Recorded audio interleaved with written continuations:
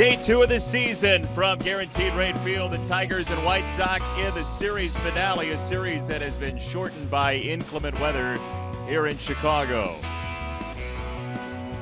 Thanks for joining us once again. Jason Benetti, Steve Stone along with you. It is chilly. It is very windy in the ballpark, and for the morning, the wind has been blowing out here, so it's incumbent upon these pitchers to keep the ball in the park. Last year, James Shields had some problems with that, but today we've got a young left-hander for the Tigers, and we have a veteran right-hander in James Shields, and it's Matthew Boyd going to the mound. Sox saw him 3 times the second half of last year, and although he didn't beat them, he threw the ball very well against them. The biggest problem was he gave up a lot of hits, but if you don't walk people, you're successful. James Shields had a couple of good outings in spring training, and we'll take a look at just exactly what he did. He did it with the very familiar straight change. He has got a good curveball when he gets it in the neighborhood and when he uses it as a wipeout pitch. So there you take a look at the last 3 starts of last year by Matthew Boyd against our Sox and James Shields this spring. And he threw it awfully well. Arizona 3.45 ERA is pretty good, and so he's looking on this, his first outing of the year, to have a big game. Sox only put up 3 runs in that opener against the Tigers, but there is some hitters in the lineup who did well and historically have in April. Well, you've got Melky Cabrera, who's a good one from both sides of the plate, and Jose Abreu. So take a look at what happened on opening day as Melky gets a couple of hits, drives in the first Sox run, this in the corner for a 2-base hit. Abreu, a couple of hits also. He didn't drive in a run, but he hit the ball very well. And take a look at the last couple of years in April for our Sox for Melky.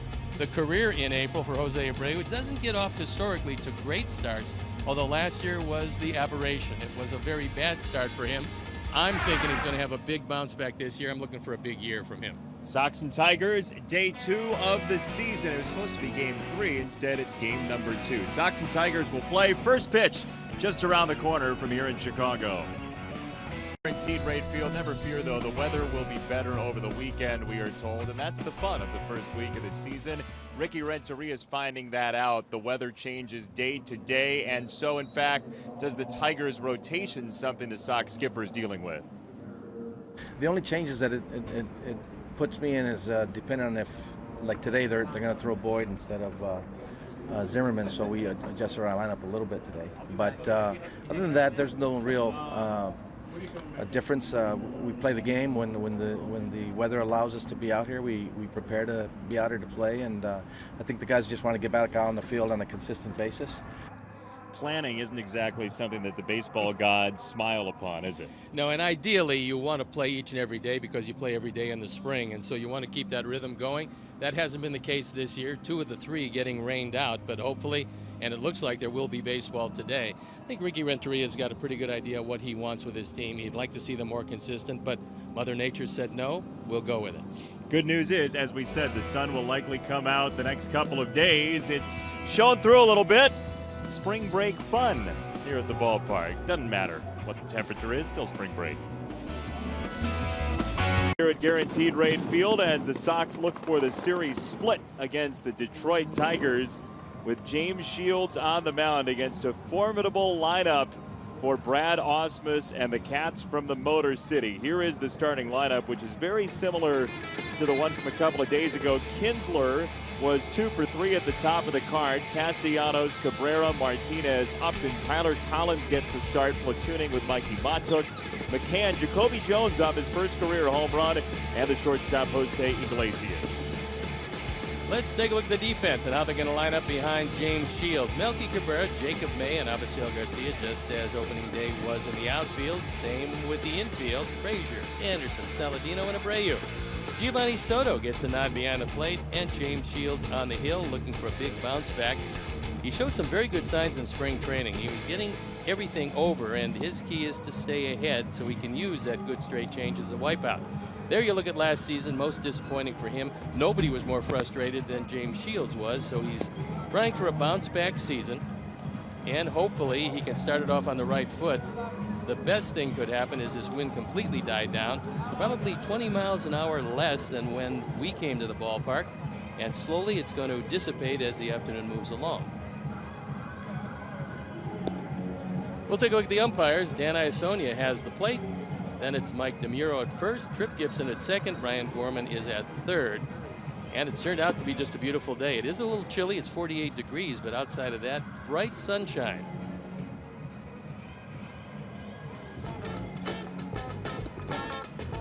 New this season at the ballpark is the home field fact. There you see it. Monday marks second time in Guaranteed Rate Field's history. Opening day was postponed. The first was back on April 6th of 2009 against KC, and this was due to rain. Ryan Kelly, the HomeLoanExpert.com, is the home field fact sponsor today. Good to see the sun out. We'll say that much. After the postponement, fantastic. We're ready to go. Ian Kinsler will lead it off, then Castellanos and Cabrera. Getaway day for Detroit. The Sox will stay home to face the Twins, but business to do as James Shields throws ball number 1, and we are underway from Guaranteed Rate Field. Outfield playing Kinsler as a pull hitter. Big gap in right center. On the ground and foul for Ian Kinsler, who hit a solo home run in the 4th inning 2 days ago in the opener, after the Tigers had 2 homers in the 2nd inning against Jose Quintana. We'll see if the Tigers are sitting on an off-speed pitch, because usually with a 1-0 count, you don't take that good a swing at a curveball, but Kinsler did. It's a low fastball, 2 balls and 1 strike to Kinsler. Tigers can read the stat sheet like everybody else, and James Shields last year, an on-base percentage of .333 with 2 strikes. He gets to 2 strikes here, 2-2. Now, to give you some sort of frame of reference, .333, that's the league on-base percentage against him with 2 strikes. That was second from the bottom of 142 qualified starters. League average is just .250, so getting ahead will be the key, and using his fastball more. The breaking ball there on 2-2, and chipped foul by Kinsler, who had the 8 leadoff home runs, a Tiger record last year. He's a dead fastball hitter. He would prefer the fastball up if he had the choice. Soto wants a breaking ball. That's the slider. That's the fastball away. Down and away. 3 balls, 2 strikes on Kinsler, who has seen Shields for 61 career at-bats. He's 16 out of 61, and a quarter of those have gone for home runs. 4 out of the 16 hits.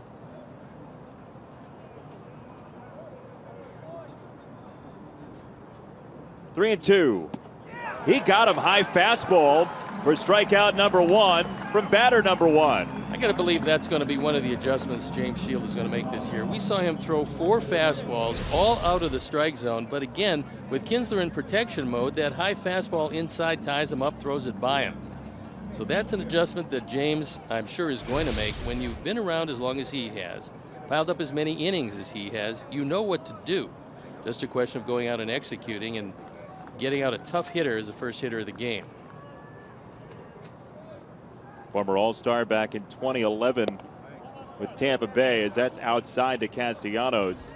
And you look at the numbers from that season in 2011 for James Shields, he was throwing 48% changeup curveball that season. He dropped that down to 36%, despite a lot of them with 2 strikes. Dropped it down to 36% last year off speed pitches. Well, I think what he wanted to do was make sure that that straight change was just out of the zone. You don't want to throw it too often for strikes. That's his wipeout pitch. There you look at the numbers. They're pretty impressive. Win 133 games, you know how to do it. You can do it real well by not throwing this guy a low fastball. Low sliders, those are fine. Low curveballs, they're good also. High fastballs to Castellanos, very good. Low fastballs, not so good. He can hit him a long way with that uppercut swing. So to recap, low fastball is good or not good? I would say all things considered, and that's, you know, day game in the wind. Not good. Not good ever. Night game, day game, Sunday, weekday. Just checking. 2-1 is outside. 3-1 for Castellanos, who has not had great success against James Shields. He is just 1 for 16 career. He's going to see a great hitter's pitch, and you'd like to face the man you're looking at, Miguel Cabrera, with nobody on if you had your choice. We will see what comes of this 3-1. Castellanos rips it to left field and toward the corner. It's a one-out double for Nick Castellanos. This Tiger team does have some deficiencies, but very few of them are offensive. This one stayed in the middle of the plate. James tried to cut it, tried to keep it away from Castellanos. He didn't, and as it trickles by Melky, Castellanos coasts into second base.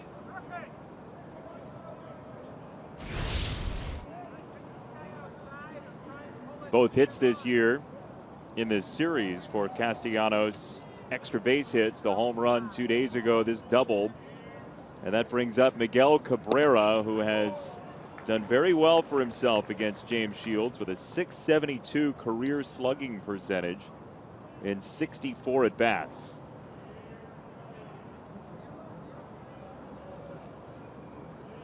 .446 career home runs for Cabrera. He's got Castellanos at second.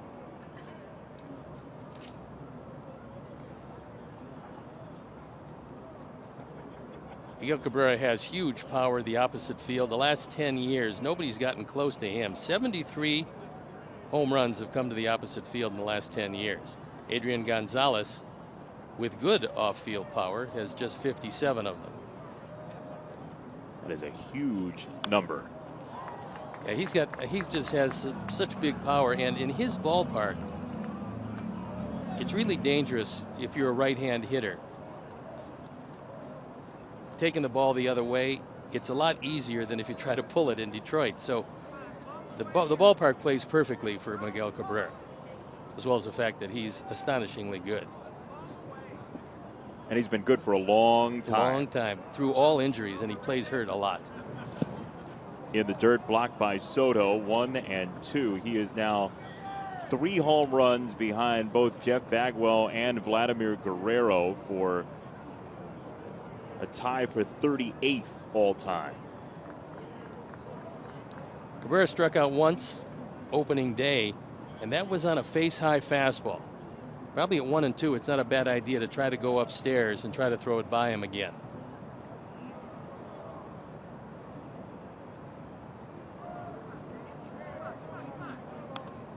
Fastball in a pretty good spot to hit. Yeah, it was a good idea, but it wasn't executed well because it was out over the plate. It wasn't quite high enough, and fortunately Cabrera fouled it back. That was one that, if he could ask for a pitch, that would be the location he would ask for it. And you talked about the opposite field power. That was middle away, if anything. And the wind, and it's going to be a factor today, is blowing toward the right field corner.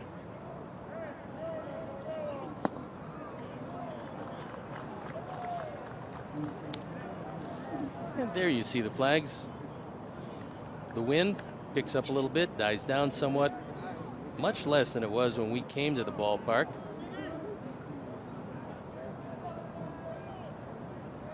Rick Renteria just happy that we're going to get consecutive games played the next few. The weather's supposed to be great. It's supposed to be lovely by the end of the weekend in the 70s. Somewhere. Here. There's a fastball for strike 3. So Shields has elevated 2 fastballs for his strikeouts. And that's what he's going to do this year, because the books say when he gets the 2 strikes, he's going to wipe you out off speed. He knows that. They know that.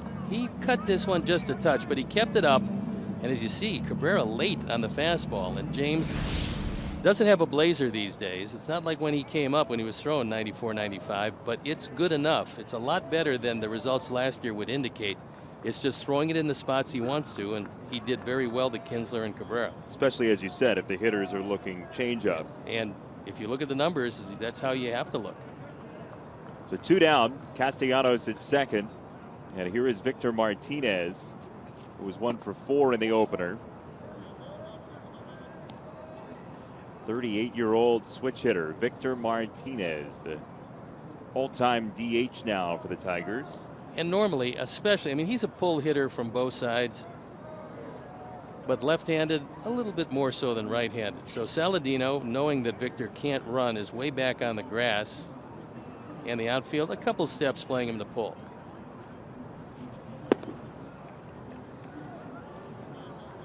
Changeup 2-0. There's the shift, and it is a massive one into short right field. Shifts are up as of last season 58% in Major League Baseball. And that's what's dropping batting averages so much.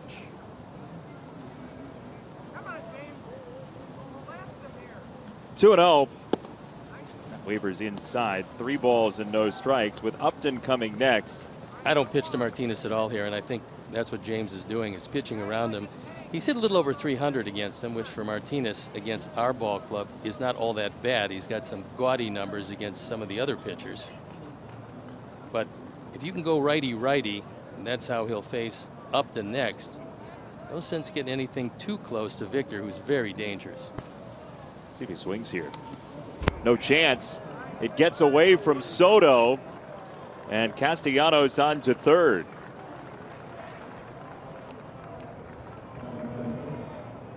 There is the value of the intentional ball 4. He cuts this ball inside, and Giovanni Soto cannot get to it. That looked like a pitch around from the first pitch. That's exactly what happened 4 pitches later, and now you do face Upton, but you've got runners at the corners. Upton, who left the game the other day, about 2/3 of the way through with an apparent bruised knee, back in the lineup very quickly. He went back on consecutive balls during that game. There he's behind the fastball. Went back on consecutive balls. We didn't see anything that would signal a possible bruise. What happened was he took 1 step in on the hard hit ball, and then he jumped. And on the step in, it was kind of an awkward step for him. He hurt his knee, came out of the game, but with the day off yesterday, he is healthy enough to start, and they could use his bat in the middle of this order. Called a strike, 0-2 on Upton.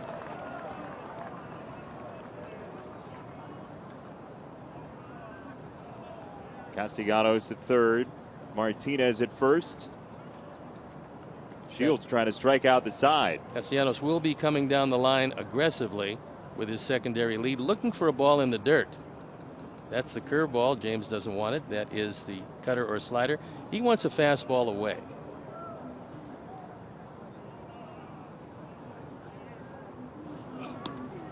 Missed the corner. 1 ball, 2 strikes. Get that fastball to 93, 94 today. It's plenty enough on it to have a disparity between that and a straight change.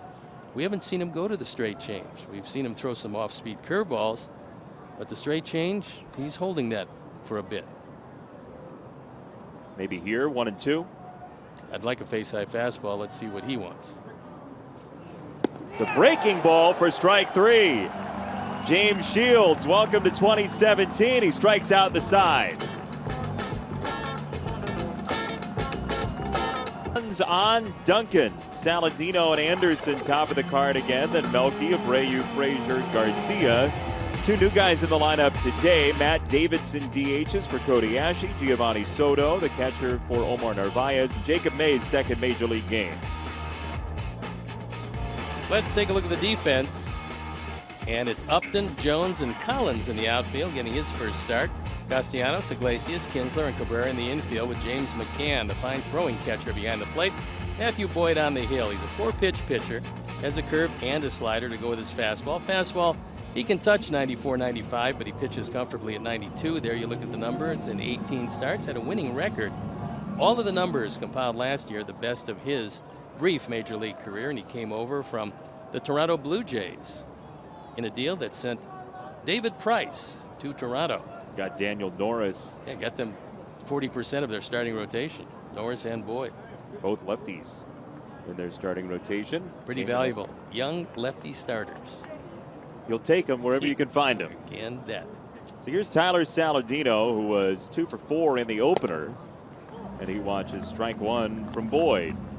Boyd is not going to walk too many people. This spring, he took his control to another level. He walked 1 in 24 innings. So he's got good control, not overwhelming, but does have pretty good stuff consistently.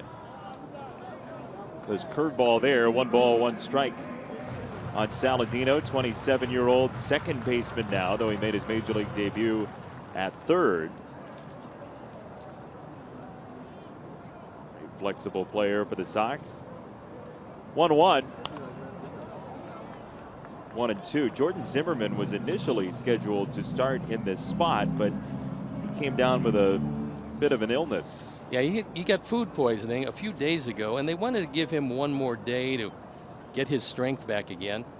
And as far as Daniel Norris was concerned, he would be the logical guy because he slotted in the rotation a little higher than Boyd, but there was a problem. The problem was, in the spring, he had what was termed a dead arm. So the way that Boyd threw in the spring, and nobody but Verlander threw better all spring, got him this start, moving back Zimmermann. They play 4 games with the Red Sox. Righties against the Red Sox usually play a bit better. 2-2 again for Saladino. Matt Boyd, just his 31st career major league start. He has been mostly a starter for the Tigers. However, he has made 3 relief appearances, 2 of those coming last season.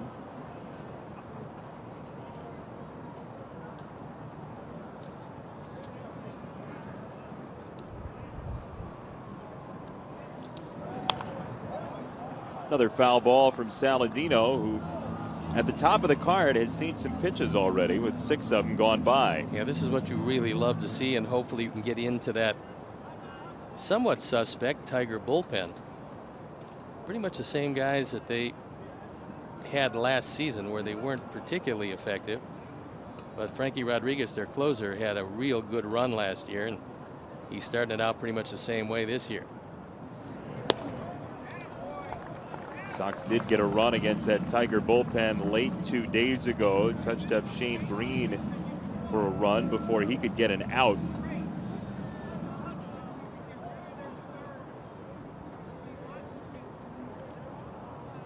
Boyd to Saladino, 3-2. That is ball 4. Tell you about our picks to click for today. You can visit whitesox.com/picks and pick your pick to click. Steve has gone with Saladino after your win the other day. Riding the hot hand. And by the way, just so you know, there are very few things more valuable than a leadoff walk. This, once again, seems to be loaded dice coming from that corner. Oh, it's really valuable. It's unbecoming when you so obviously lobby. Well, really is. The thing is, we don't know. Get a life. We don't know who the judges are going to be, so you have to lobby for the universe. You're just lobbying anyone who could In possibly general, be a judge. yeah. General lobbying. Judge Reinhold, for instance. Wow. He was very good in his day. I think it's a hung jury. You've been watching Vice Versa after games? Big Fred Savage fan? Anderson for strike 1. Tim was 4 for 12 against Boyd last year. See the new batting helmets if you weren't with us the other day. Sox with the new matte batting helmets. Matt Black, which looks a lot like what the Yankees used to use consistently in their wonderful heyday of the early 60s. Strike 2 on Anderson, still looking for his first hit of this young season.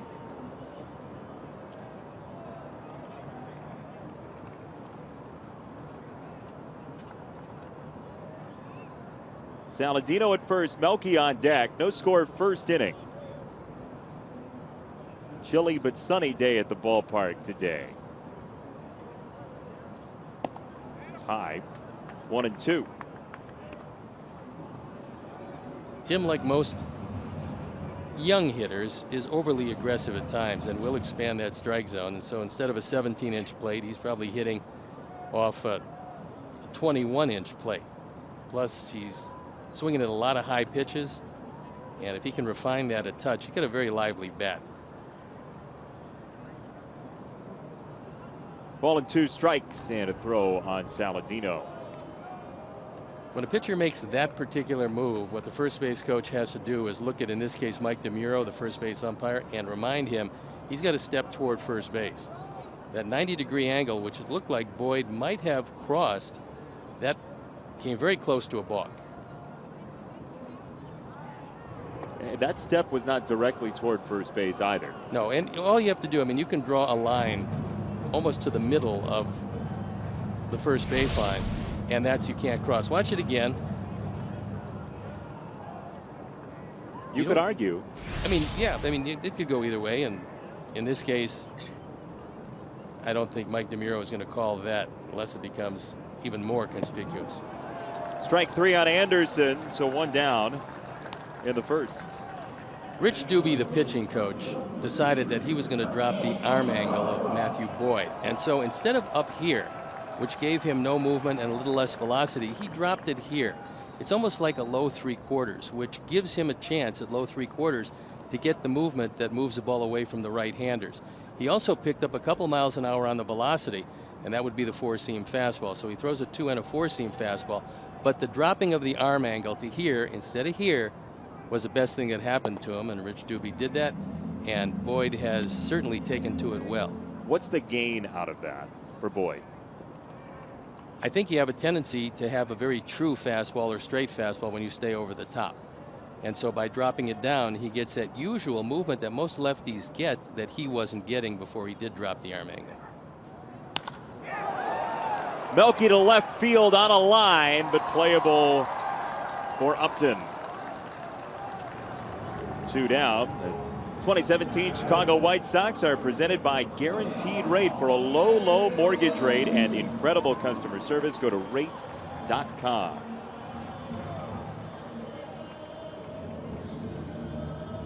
Melky lined that up pretty good, but couldn't get it out of the reach of Upton. And 2 down for Jose Abreu. Jose hit the ball very well in the first ball game and seemed to be on most everything. And you know, he's dedicating himself to a much better start this year than last. Certainly happy to see the Tigers. He is on an 11-game hit streak against Detroit. And he was 5 out of 10 against Boyd in his career coming in.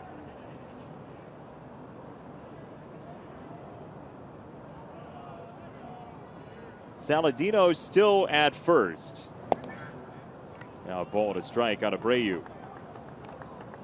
Outfield playing Jose pretty much straight away. They're fairly deep all the way around, as you would expect. Infield also straight up.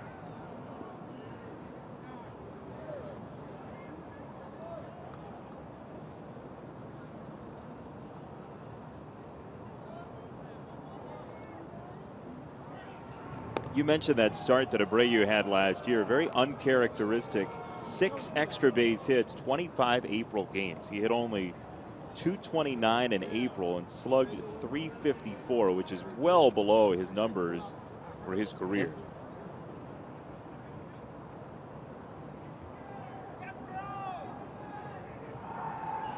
Another throw to first on Saladino.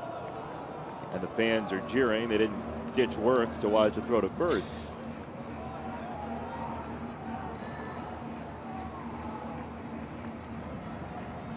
You know, if you're going to take matters into your own hands and take one of those days off, you'd like to see a pitch or two, is all they're trying to encourage Boyd. Eventually. Ball and a strike. Hit and run, and there goes Saladino. Abreu does his part, and it's 1st and 3rd for the Sox here in the first inning with 2 down. What you try to accomplish when you send the runner is you try to open up a hole in the infield. In this case, Kinsler was covering.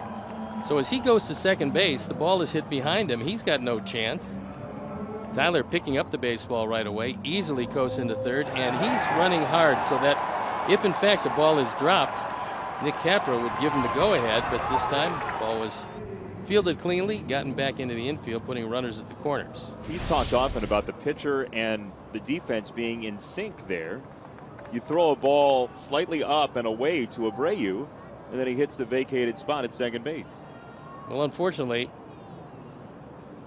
for the Tigers in this case, if you're going to have that coverage, if Kinsler tells you he's going to be covering on a ball hit back to you or something along those lines, or he's going to be covering on a stolen base, then you probably don't want to throw him away. Because if he's covering, you open up a huge hole on the right side, and Jose's a good enough hitter where he hit it through. 1 strike on Frazier, and that's ball 1. Despite the fact that Todd didn't get any hits on opening day, he did square up the baseball a few times. He swung the bat very well, and if he continues to swing it like that, the hits are going to come.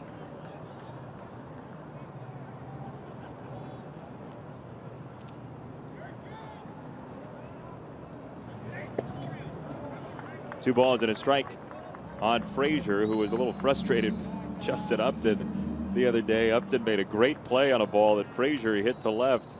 He said before the game, you go say on the air that next time he does that, I'm going to come out and get him.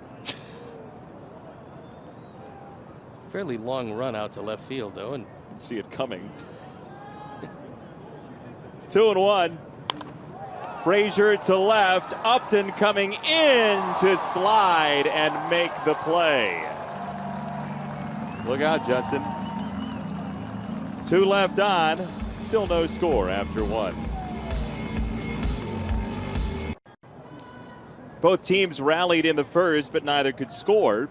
2 stranded for each side as Tyler Collins takes a strike. The left-handed 26-year-old for Detroit, who pinch hit 2 days ago for the injured Justin Upton.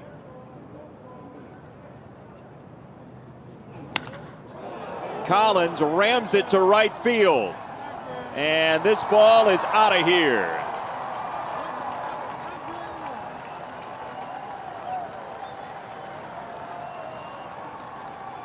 Collins, used as a pinch hitter in the opener, gets the start today, and it pays off for Brad Ausmus. 4th Tiger home run of the year. We'll take another look. It's a fastball. It's up, and he gets just about every bit of this.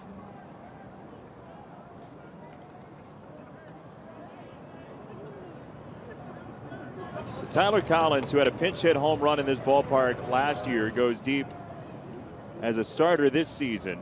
And here is McCann, the catcher, to take a ball inside. James McCann, the talented defensive catcher, saw the average drop a little bit last year to 221. Still did have 12 home runs.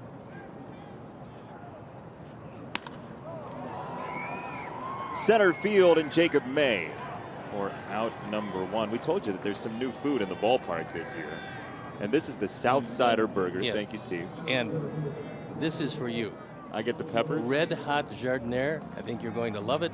The burger has not only the burger and cheese, but it has a bit of beef on top, some Italian beef, which is wonderful. The only thing missing for me would be the Italian sausage, like laying right in the middle of everything. But this looks awfully good, and you get a chance between innings to eat most of it. Between innings, huh? So much for that. I can't believe you have no willpower. None. Zippo. It's really good. It's really good. Glad we're going to share that. Ball and no strikes on Jacoby Jones, who had his first career home run 2 days ago. You didn't put any jardiniere on it. There was no time. There's a batter coming up. Okay. Technicality. Is there anything more Chicago than a burger with Italian beef on it? Yes, one with Italian beef and an Italian sausage on it. We need to make that happen for you. I mean, for next year. I mean, we don't want to disrupt the plans for this year, but next year would be nice. I mean, we could probably makeshift one for you. I like the burger. You can leave the cheese off. Put a scoop of macaroni and cheese. Now we're talking. With Italian beef on it? Sure. What's wrong with you? Good thing you're not in the restaurant business. Yeah. 2-2 on Jones. Well, the one we talked about before the game, we should actually put into action. It's inside 3-2. With the name, it's not that terrible. Oh, oh yes, Remember that our name? new restaurant. Yes. It's Not That Terrible. I thought that could draw them in. The marketing writes itself, honestly. Welcome to It's Not That Terrible, where we mean what we say.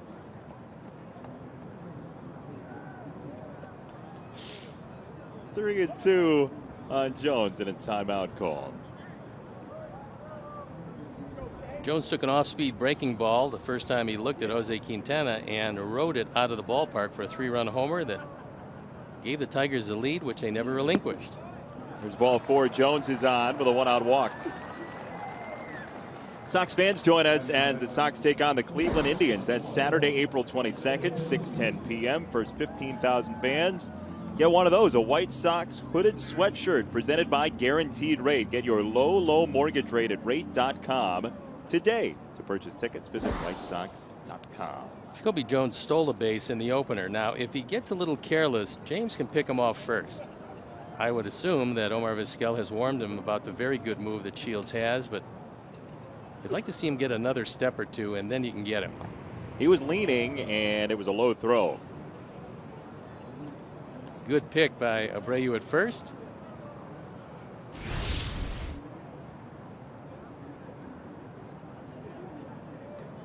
That's not his best move because he went over there a little more deliberate than he will when he's really trying to get him.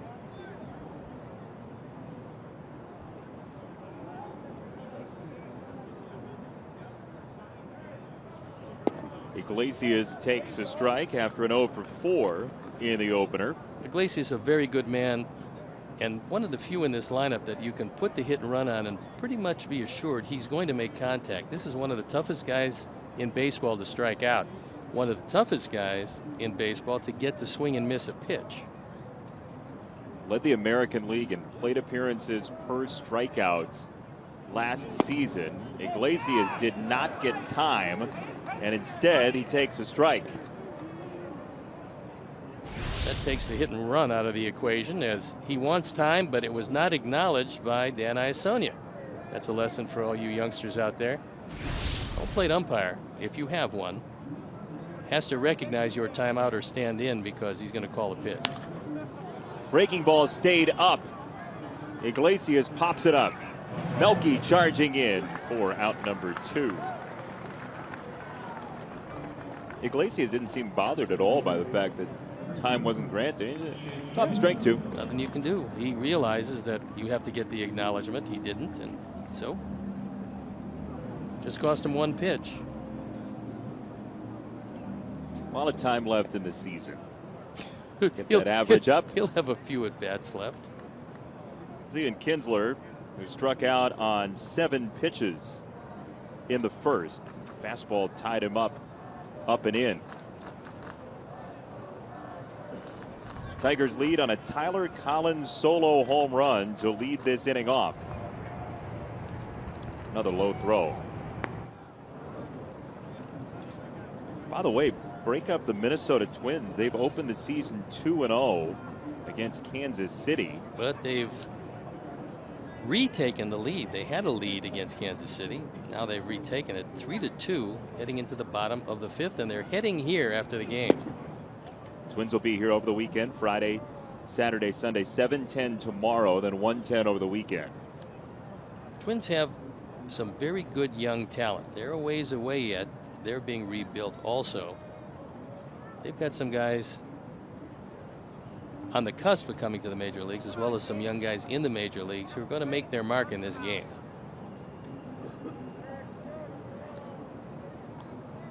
When you see the throw come out low from the mound on the pickoff, and that's 3 of them now, what needs to change? Well, that time he was actually using a move that was designed to pick him off, but he didn't allow him to get far enough away, and he's taking a very conservative lead at first. There's a strike, 1-1.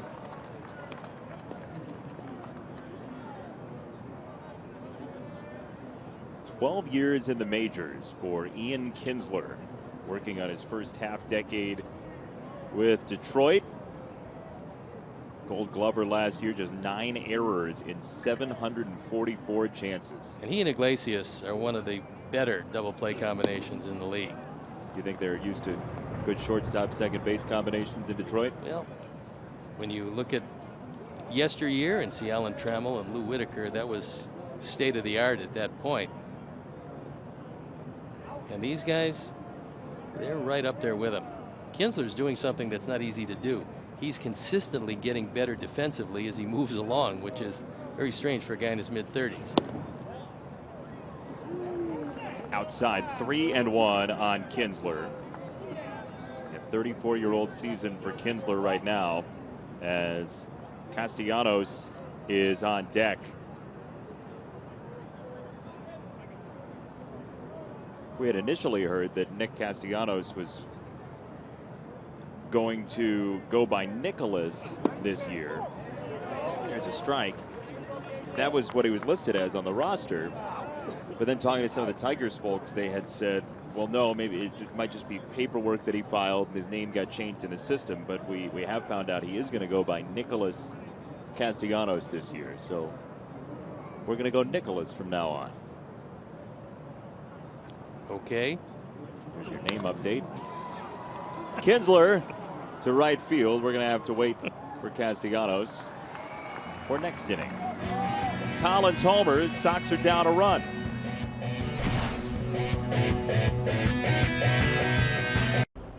It didn't really hit me until that first game against LA when I was out there and I look in the stands. Everyone's wearing White Sox gear, and I look down and I have White Sox gear on, and it was a really special moment, and it's something I won't forget. And to see Kershaw out there and then to be in the dugout and not be in the stands for a moment like that was really cool. And I mean, it means the world to be a White Sox and to be able to say that I watched them growing up and I was a fan of them growing up, and now I'm a part of it is really cool. Downers Grove's finest Zach Birdie out in Arizona, talking about his spring training experience pitching against the Dodgers at Camelback Ranch. And that was something that you did very well, was Thank you. Talk to our youngsters. You get a good idea about them away from the actual game itself, and I think we're going to do that a lot this year to let you fans at home keep up with our young players, because with the two trades made, 7 very talented guys came into the organization, catapulting what was ranked by most people anywhere from 23rd to 25th as far as the organization talent is concerned, anywhere from 3 to 5 this year as a direct result of those two trades. And you're going to get to know these guys because you're going to see them during the games this year. We're going to keep you updated on the minor leagues and what these guys are doing. And Jason talked with each and every one of these guys, so you'll get an opportunity to hear what's on their mind. And you got to see him a little bit too in spring training and chat with him over at the complex. So there's a lot there with these guys, and especially a guy like Zach Birdie, who was at Burley's Perfect Game and has been a Sox fan through and through for his lifetime. It's pertinent, especially today, because Zach Birdie and all of his minor league brethren are opening today around A-ball, Advanced A, AA, AAA. Every Sox affiliate opens today in minor league baseball, including Birdie's Charlotte team. He's in AAA to start the year. 2-2 on Avi Garcia, who had a 2-hit game in the opener. And if you noticed last year that the Sox hitters might have expanded that strike zone a bit, swung at pitches out of the zone, it wasn't your imagination. They were second highest of the 30 teams in chasing pitches out of the zone, and that is a dubious distinction. It's crushed foul off the right side by Avi.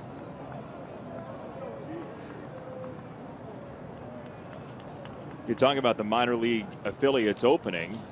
If you happen to be a Sox fan in North Carolina, you are in good shape. 3 of the 4 Sox full season affiliates are down Carolina way, whether it be in Charlotte or Winston-Salem or Kannapolis, as Avi grounds it foul.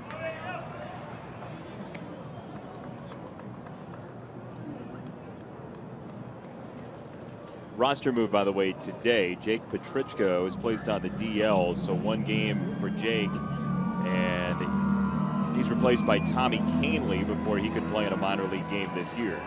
And the difference this year than most, it's a 10-day disabled list. In years past, it was always 15.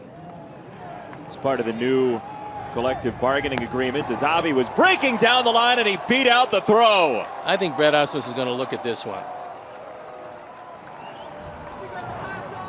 Now we'll have to see if indeed he said he beat it or if he thought that Cabrera came off the bag. This is a good play by Castellanos. Then he has a couple of extra steps in there before he gets it across. And Avi hustling down the line hits the front part of the bag.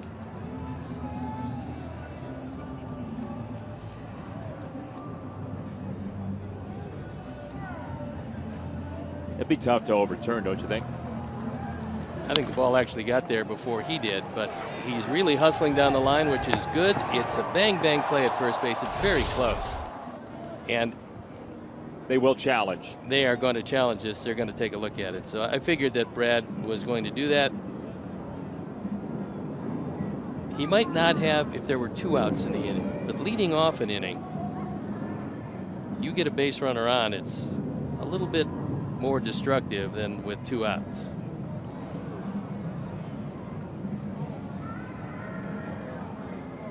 You're looking for clear and convincing video evidence to overturn this call.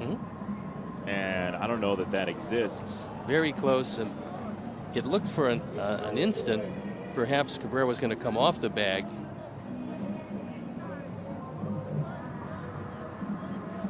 So we'll slow it down for you, give you a different angle. That's, you could flip a coin, you could call one way or the other. It appears it might be close enough where the call would stand on the field regardless of what that call was. If he called him out, he'd probably stand. He called him safe. And of course, we are hoping it stands.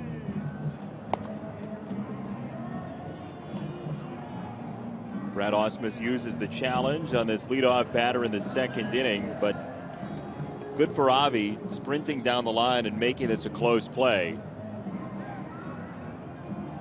Trying to keep warm out there. Soon to be father for the 2nd time. We saw he's going to have a boy a couple of days ago. Let's see. Out.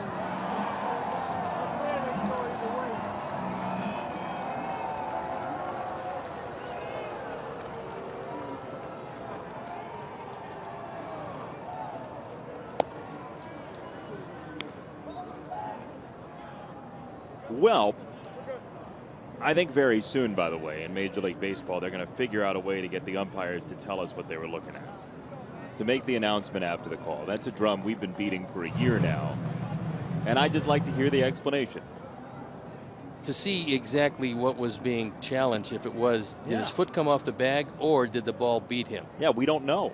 It's just, that's a gap in what we learned from the umpires. And again, you could have crew chiefs be the only ones who need to make announcements like referees in the NFL. It's only the referee. It's not the line judge, not the side judge. That's not to say that this crew got it wrong on that call, because I think probably 60-40 they got it right. Yeah, I felt, to me, it looked like the ball got there just an eyelash ahead of him, and so the call was overturned. It's ball 3 to Matt Davidson, getting his first action here in 2017. The argument against having the umpires explain is likely that they just don't have the training on the microphone, or maybe the microphone system to get it set up in the parks or whatever it might be. But I think it would help baseball fans, don't you?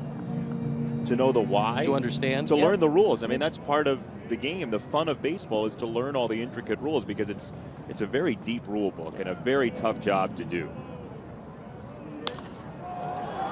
Davidson in the air to right field. Collins is back at the warning track, and that ball clangs off the wall. Davidson's on his way to third, and he is in. A very good chance Jacoby Jones gets an error on this play, because Matt Davidson was holding up at second base till he saw that Jones had booted the carom off the wall. So we'll have to see how it's scored. Either way, it's a very promising start. With 1 out in the inning, our Mazda replay, a towering fly ball. Wind certainly helped this one, but Matt Davidson's awfully strong. So with Collins going back, he can't get it. it just stays in the ballpark, and it is ruled a triple.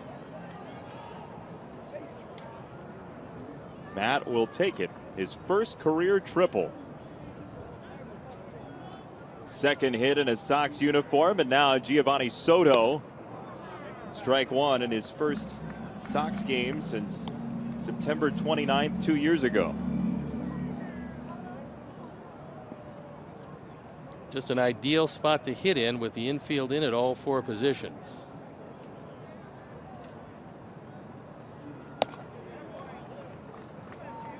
A lot of places to put the ball to drive that run home.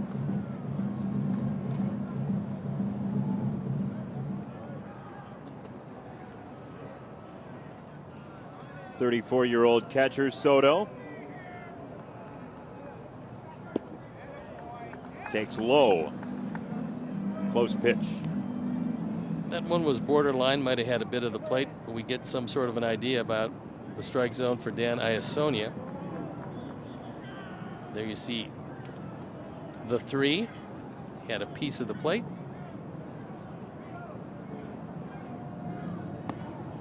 Two and two off a changeup from Boyd.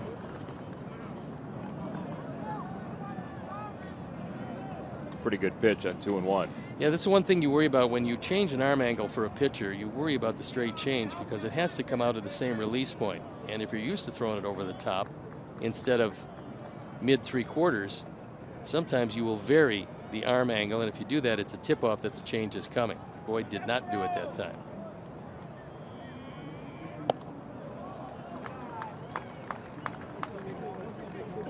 So you're saying you know a change is going to come? There's changes a coming, my friend. Only if he changes the arm angle. Other than that, you don't know. Unless the catcher tells you. And that won't happen too often. 3-2. Davidson at third. And that's ball 4. Nicely done by Soto to draw the walk. First and third, 1 down. Sox fans, you can check out the White Sox baseball blog at WGNTV.com. It's sponsored once again by Jeff Vukovich, your local nationwide insurance agent, serving the area for 39 years. Is he on my side? To join the nation, contact Jeff at jeffvuk.com, because not only is Jeff on your side, but Nationwide is also on your side. Comforting to know. Yes. Of course, you have one of the few vehicles that they pay you to insure. My vehicle has a pre-existing condition. It has that. Here's Jacob May. First and third, 1 out. RBI chance, and he lays down a bunt. Here comes Davidson. The throw is wild. The Sox force the issue and score a run and get a couple of bases out of it. You're going to see a whole lot of that from Jacob May, and you get sort of an idea about Rick Renteria and how he's going to work this offense. He'll be much more aggressive as he makes something happen. And as we've seen so often, you put the pressure on the defense, and more times than not, they don't execute. This is not a difficult play. It does go as a sacrifice. It's got to go E1 as he throws it into a sliding Davidson. So a good idea. Bad defensive execution on the part of Boyd. No chance at all for McCann. And the best thing about it, as far as the Tigers are concerned, is that McCann doesn't get injured on this play, because he's got to lean into Davidson. Fortunately for him, he does not get run over, or the slide was not into him, but toward the plate. And now a meeting at the mound. Runners at second and third, and it's a brand new game, tied at 1. You and I have talked to a lot of Sox fans over the course of the years, and last year especially, and you know there's a lot of applause at home just for using the speed of Jacob May there and trying to press the Tigers. I believe, especially early in the year, when advanced scouts are at every game, not that they weren't in spring training, because they were also looking both for players and tendencies of the White Sox, but it's going to be noted by every advanced scout how aggressive this team is this year. It's going to be markedly more aggressive than it's been in the past. Second and third, 1 out. Saladino, who walked on 8 pitches in the first, grounds this ball foul.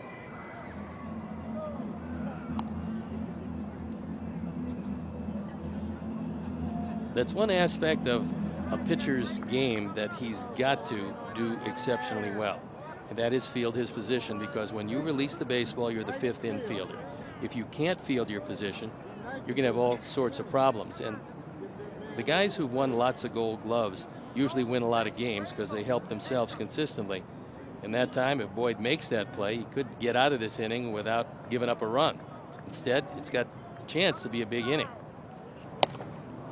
High fastball there, 0-2 on Saladino. You remember a few years back when the Tigers were in the World Series, it pretty much cost them the World Series, their lack of pitcher defense. Couldn't seem to find one who could field his position, and it cost him a couple of ball games in that series. That was the difference.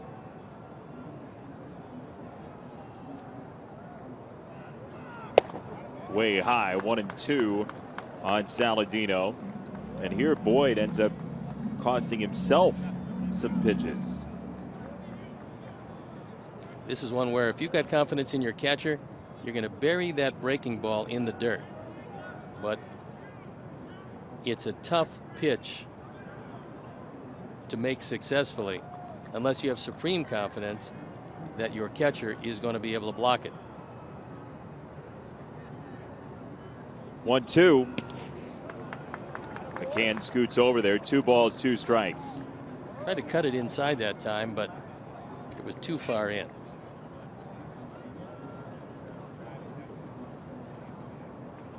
Anderson next. Soto at third. May at second. 1 down. Sox second inning.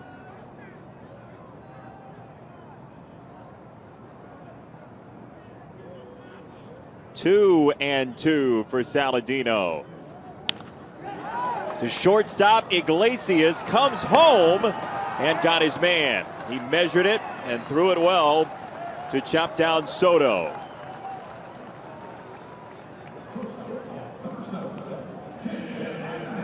That's knowing exactly the speed of the base runner, and he realized with Giovanni coming home, he had some time.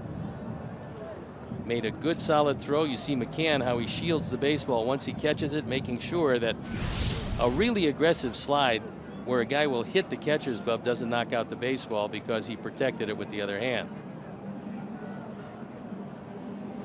Iglesias is the wrong guy to hit that type of ball to. He doesn't make too many mistakes out there.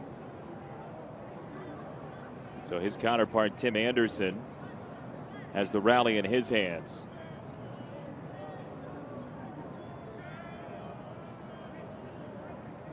.24-pitch inning for Boyd after 21 in the first. And he wraps around strike 1 on a changeup.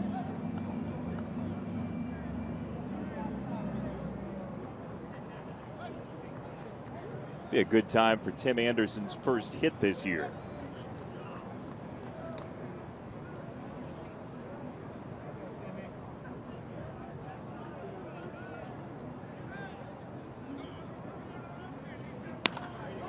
There it is, into center field. May will score, and the Sox take the lead. 2-1 thanks to Tim Anderson. You got a fastball in the zone. Tim Anderson is going to be a really good hitter if he just waits for pitches in the zone. Easier said than done, especially for young hitters. He got a low fastball. It was right down the middle of the plate. He took it right back up the middle and drives in his first 2 runs. And also gives the Sox the lead. So a misplay by Boyd cost him an out and opened up the inning for a lot of runs. 2 on the board already. Melky trying to make it more with Saladino at second, Anderson at first. Ball 1.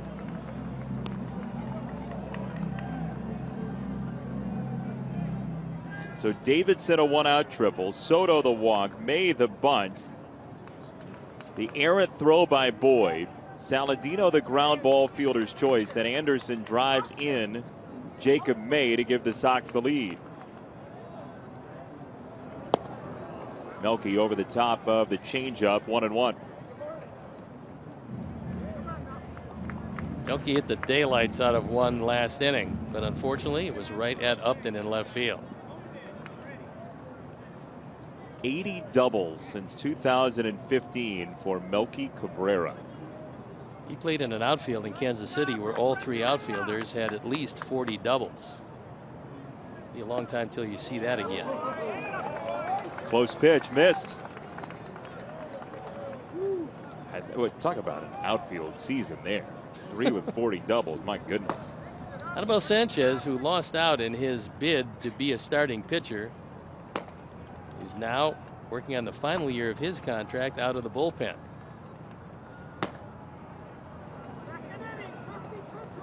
Two balls and a strike on Melky.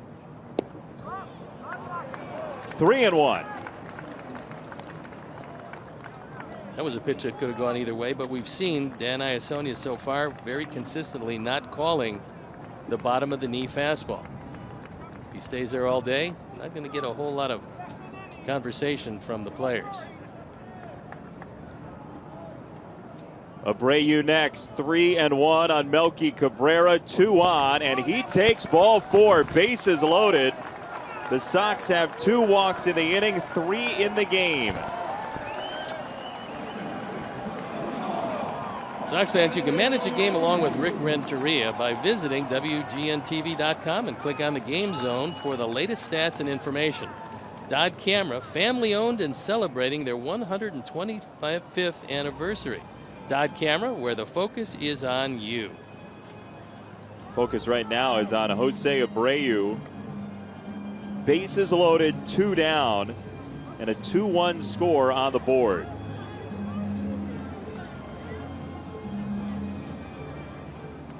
What do you think about a 3rd career grand slam? All he's got to do today is get the ball up in the air, because he can hit it as hard as anybody to right center especially, and the wind is howling out toward right.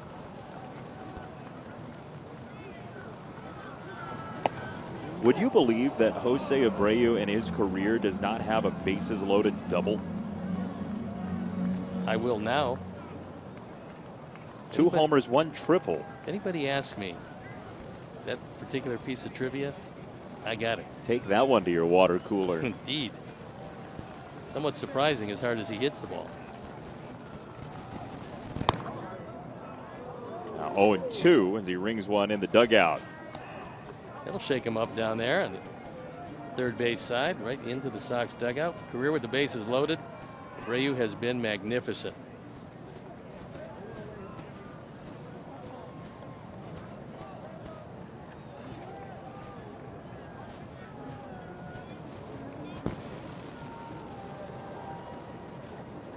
Down 2 strikes to Boyd. Bases loaded, 2 down. He goes down swinging on a high fastball, but the Sox take the lead thanks to Tim Anderson and his RBI single. 2-1 after 2.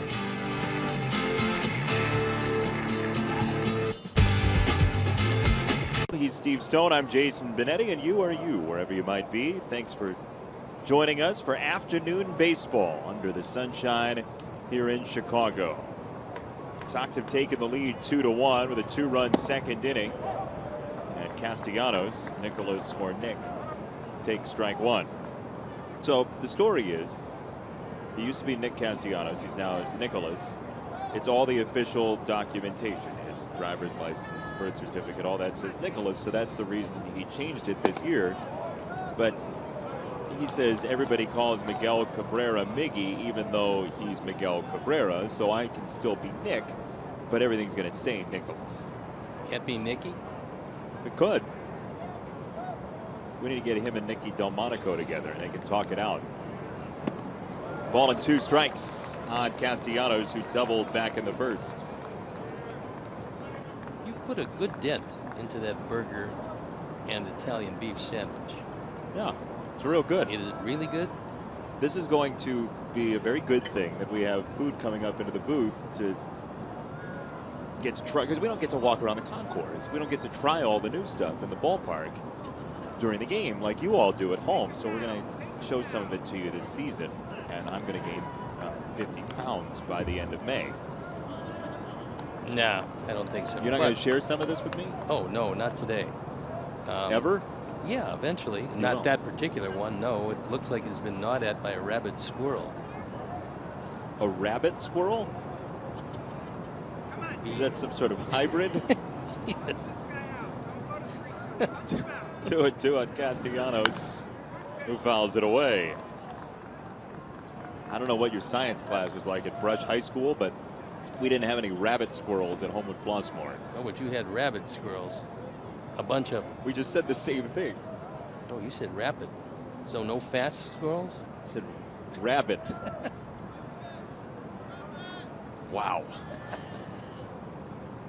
2 balls, 2 strikes from James Shields.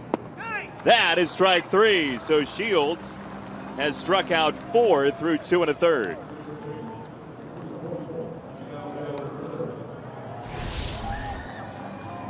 Good curveball. He keeps it down out of the zone and ahead of Castellanos. He expands that zone. Goes down on strikes. That's strikeout number 4 to go with the 2 walks. Is that a rabbit tiger? Oh, that's a regular tiger? Yeah, regular, good-looking tiger. Are you a tiger connoisseur? Good-looking as opposed to long in the tooth tiger. Don't say that about Miguel Cabrera. He's only 33. But he's one of the younger. He's one of the younger of the Tigers. And bends in for a strike. 1 ball and 1 strike to Cabrera, who struck out in the first. Was able to throw a fastball by him, and to show you that they are looking off speed pitch a lot against Shields. A lot of the strikeouts have been on late swings. Cabrera lays off 2 and 1.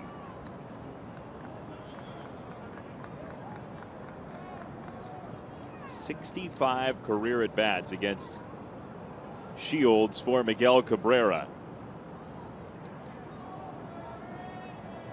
35-year-old to 33-year-old, and he got him swinging 2 and 2 with 1 out in the third.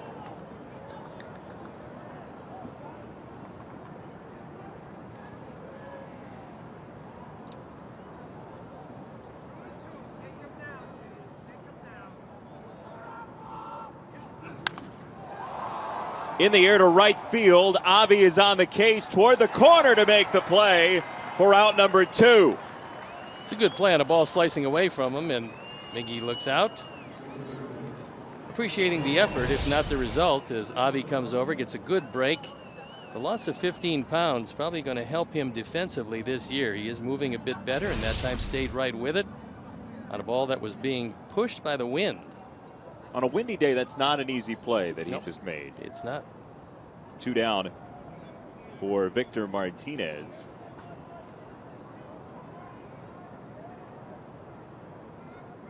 Who walked in the first and was not really given a chance to hurt the Sox. It was a 4-pitch walk as that misses just outside.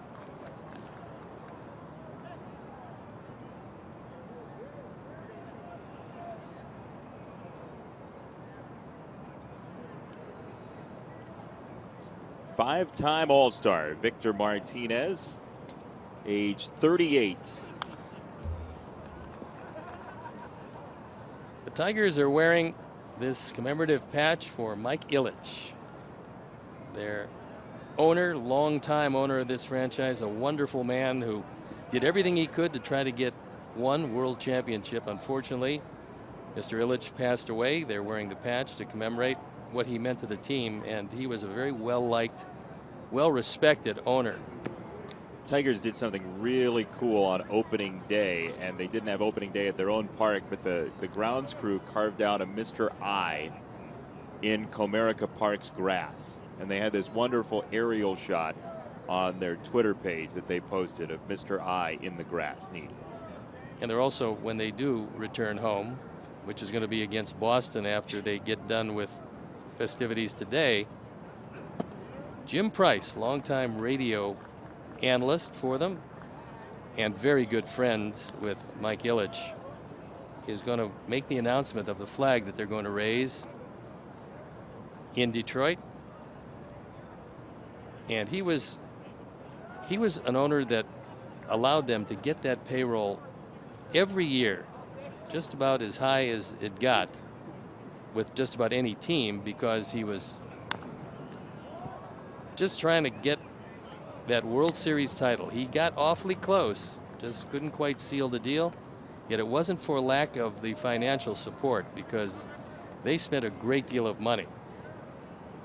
And even this year, although the payroll has come down somewhat, they're still spending enough.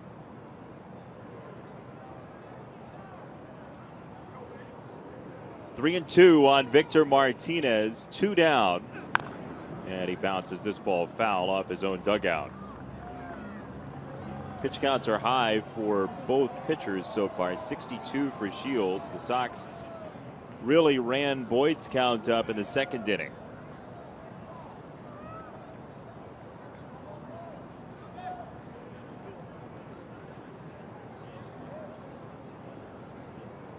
Tigers only run on a Tyler Collins solo homer. That came last inning. 3 and 2. He got him, strike 3. 5 punch outs for Shields, all swinging. And this, a rapid 1-2-3 third.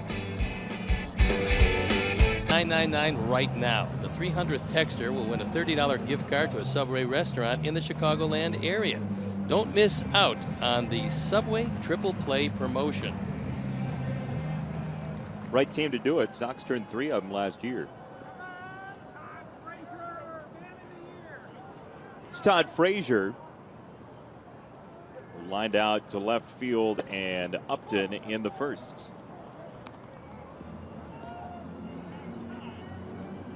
Todd still looking for his first hit of the year and his first career hit against Boyd.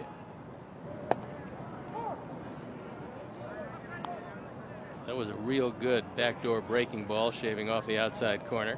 Saw Todd's reaction to it. It was in the zone.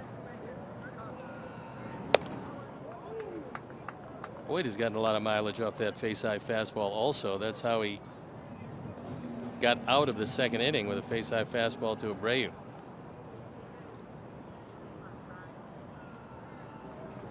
That was with the bases loaded. He struck out Jose on 3 pitches, and the Sox have stranded 5 through 2 so far this afternoon. As high-powered as this Detroit offense is, you can't squander too many opportunities. They've had a couple against Boyd, let him get off the hook, but for his one mistake that he made. That error on the bunt by Jacob May, which opened the floodgates for the Sox in the second inning. Credit the Sox, though, for putting the ball in play and compelling the throw by Boyd, as Frazier fouls this pitch away. Still 2 and 2. Cleveland, by the way, has opened the season 3-0. Talk about offenses that are dangerous late in games. Lindor, a grand slam last night after an error that cost the Indians the lead. So they deducted Mike Napoli, but they added Edwin Encarnacion, and he'll probably take those numbers that Napoli had, which were great numbers last year, the best of Napoli's career, and he's going to improve on those. Not a whole lot, because Napoli had, a great year. He drove in over 100 runs, hit over 30 home runs. Encarnacion's going to do that. We talked about the one thing they'll be missing is the leadership that Mike Napoli gives a baseball team. Popped up, first base side, foul territory, and out of play. Not a great play by the fans down there, shaking off the sting of that missed catch. Oh, it's Tiger fans. That's okay. Sorry, guys. That's why you have to bring your glove to the park if you're going to sit above the dugout, especially when it's in the high 40s. Or at least use your hat, right? Take off the hat. You could do that also. Just don't throw it at a baseball in play. 3 bases for you. We learned that in the rules meeting, which was very productive. You know, you think you do know a lot about the game, having seen many games over the years, and yet you get to a rules expert and he starts explaining some of the intricacies of these rules, and it was just a wonderful meeting. Bob Grimm set it up. Kudos to him for doing that.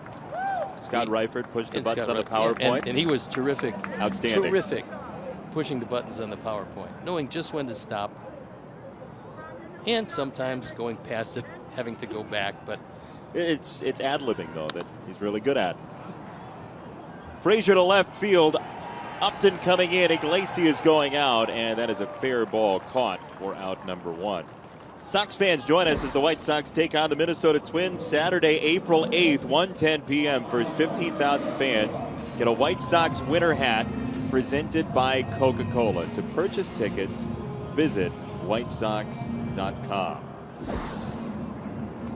Joe's got one on. Hi, Joe. But he's got, it looks like he's got last year's cap on. That's last year's, certainly. Yeah. The plaid is the thing that's new. Yeah, this one, the plaid is really good, except when you put it on. You don't like it when I have? No, I mean, it looks really nice over your headset, especially. I think this is a good look. Yes. You look like Beldar. The cone head? Yes. I'm not from France. Avi takes a ball. I think this is a good look. You see the plaid up there. The collar is real, especially if you want to move to Minsk. It's an exceptional look. You should look in that property values. They're way down there. The Sox are huge in Belarus. Yeah, I've found. And in fact, the White Sox would love to pay you in rubles. Did you say we had a rubles meeting? Yes, we that did. We went to. We had one of those also. This is interfering with our gnome. But it's on the prize shelf today. And you could win it. Yeah, you could win that. We got a close game. Doesn't look like we're going to play our second installment of In the Ballpark. Thank goodness. You were pretty bad at In the Ballpark. I could be among the worst in the country at In the Ballpark. And if you missed it, the crew, I believe, picks out something in the park. Yeah. And then we get clues, which we had no idea on. How to read, even. We got 5 of them. Yeah. And eventually didn't get it. The answer being the statue of Charles Comiskey. Tough play over at third, and this one Avi beats out. He is safe. He had a close play in the second inning. Replay overturned the save call. This one will stand.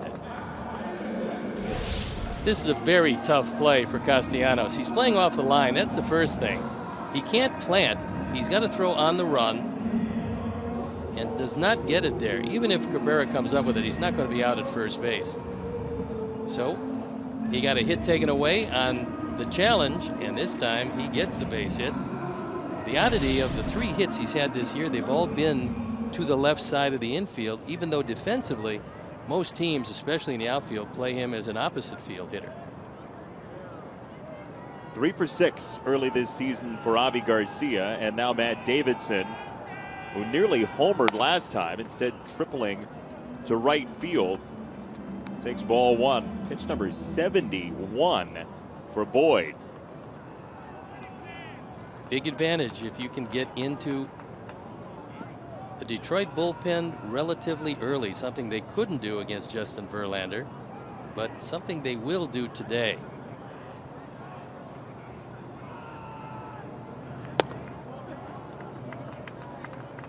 Didn't get the call. Well, there's an example that Dan Iasone is not going to call that pitch. He hasn't called it all day. If you go down there and it's borderline, which that pitch was, every borderline pitch has gone the way of the hitter.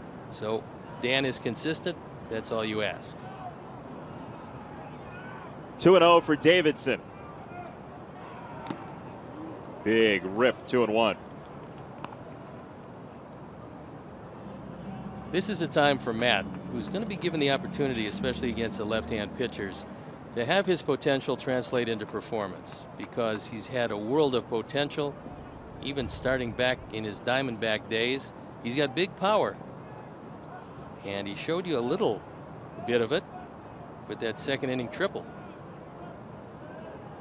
91st career plate appearance in the majors, as this gets away from McCann, and Garcia is up to second, so Avi takes 90 feet. That's a pass ball. I don't know if he was crossed up, but McCann is an excellent defensive catcher, and he just whiffed on this. Watch it again. He just missed it. Maybe the wind is affecting the pitches, but probably not. That's just a miss. Here's a guy in James McCann who in his first 139 games at catcher made 0 errors. That's a modern major league record. That says nothing about pass balls, but that's how firm he is behind the plate. Also, career over 42% gunning down would-be base stealers. That's among the best in baseball.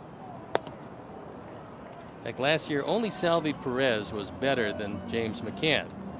Salvi threw out right around 48% of would-be base stealers. Well, that gives your pitching staff a really nice feeling of security when you get somebody on, if your catcher can gun him down when they try to take some liberties. Especially with the knowledge that he does have such a good arm. So you're going to only pick your best spots, you'd imagine. As Davidson takes ball 4, and the Sox have been very patient with Boyd. That's walk number 4 in 2 1/3. Well, we're going to take a look at our Dodge schedule. The Twins come to town, the Red Hot Twins. And then after the off day on Monday, it's on to Cleveland for the start of a 9-game road trip. Cleveland, the Minnesota Twins, and it ends with the New York Yankees in New York. See your authorized Dodge dealer to experience a world of performance, design, and fuel efficiency. Go to Dodge.com and check out our powerful lineup. Twins have 6 walks today. That makes 22 in 3 games for Minnesota, and this 3rd game is just in the 7th inning. Anibal Sanchez, for the 2nd time throwing in the pen.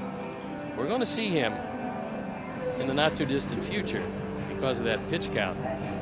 They've settled on the mid-90s. We've seen a lot of pitchers going into the mid-90s in what will be their first start of the season. And I don't think they're going to get too many more out of Boyd.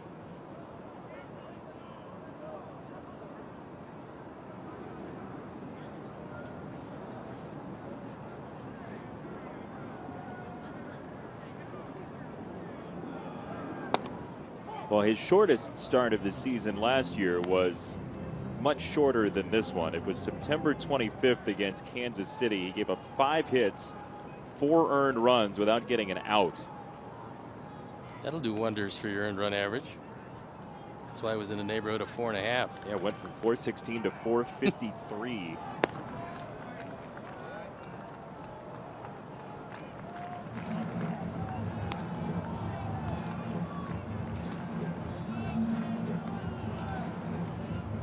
Ball and a strike on Soto. Avi at second. Matt Davidson at first. 1 out for the Sox in this 3rd inning.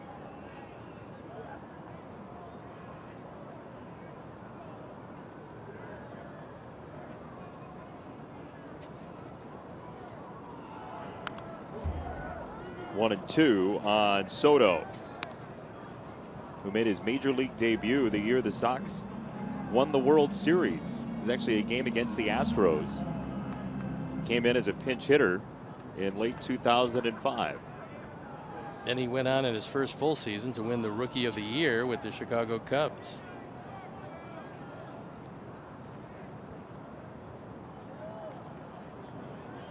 Ball and 2 strikes, 1 down. Boyd to Soto.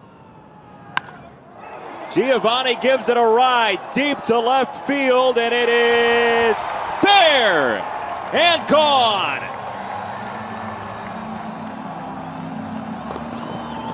Welcome back.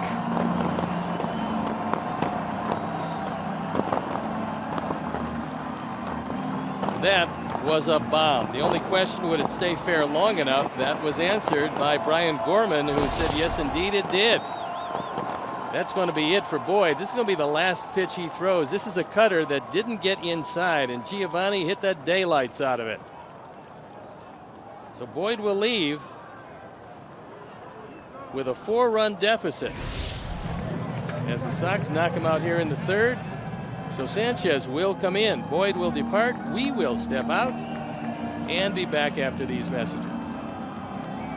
His bid to be a starting pitcher coming out of spring training. That's what he did last year. He started 26 times of his 35 appearances. Not a good record, a very high ERA. And he was trying to come back. In fact, the Tigers owed just about $25 million to Mike Pelfrey and Anibal Sanchez, and this is the last year of their respective contracts. Now they let go of Pelfrey. Sox have signed him to a minor league contract. It's a no-lose situation. You've got an insurance policy in case you need somebody, and Pelfrey, a veteran of many teams and innings pitched, will try to wend his way back to the major leagues. And Sanchez, looking to recapture the magic he once had. He was one of the premier starters in baseball for quite some time before getting hurt and then falling on some hard times. He will face Jacob May as Giovanni Soto has a home run in his first game of this season after a homer in his last game of last season. He had a lot of momentum coming forward over the winter with that late season home run.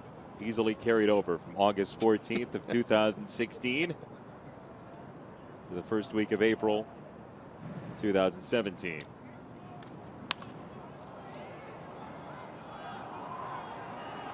In the air, right center, and it's Jones with the call on the ball for out number 2. Sox fans, this season, check out the new Craft Cave located in right field. Craft Cave features over 75 craft beers, full bar menu, including craft burgers, which we have one in the booth. A lively atmosphere for all fans. For an additional charge, you can sit in the bullpen porch, a 2-tiered open-air section above the visiting bullpen throughout the game, as you see.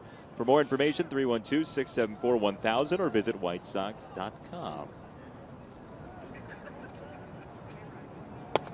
Do we have to have an additional charge to go sit out there?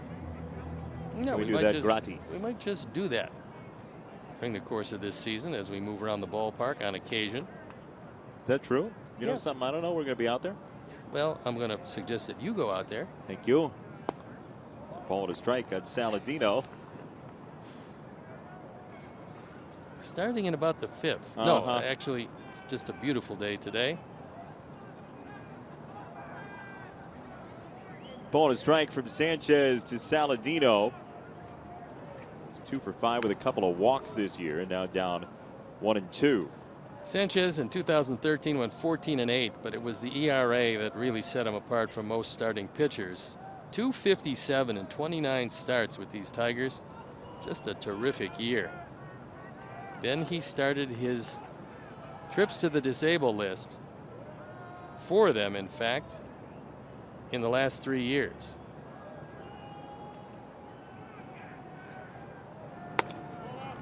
It's outside.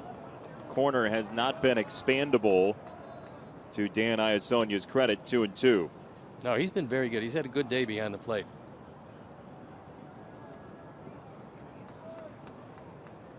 There's a look at Dan.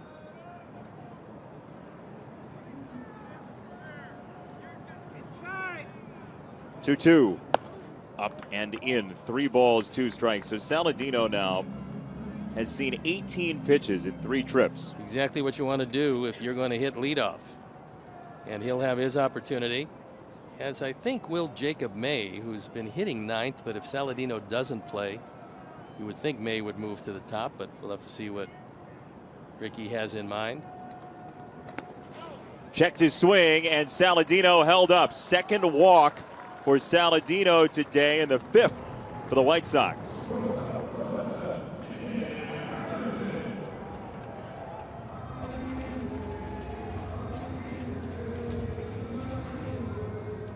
Sox 2 days ago against Verlander and his cronies walked only twice in 9 innings. 5 today in fewer than 3 innings.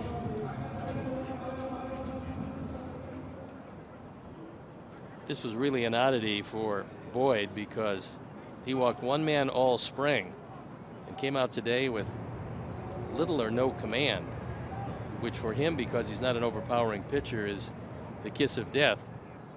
So the 3-run homer knocked him out of the ball game, but he had some difficulty with release point. Saladino's off. The throw is there. Nice throw by McCann, who catches more than 40% of base stealers. Saladino apprehended, but Giovanni Soto with a lengthy fly ball. It's a 3-run homer in his return to the south side. Sox lead by 4.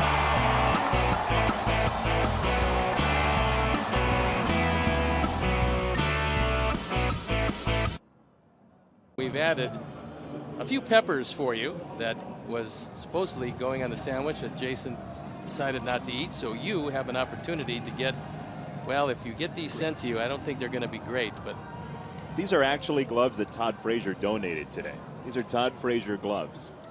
Pretty on nice. The prize shelf today. Those are batting gloves, and we've got any number of lovely things. We have our rollover jackpot, the thermos that you signed yesterday.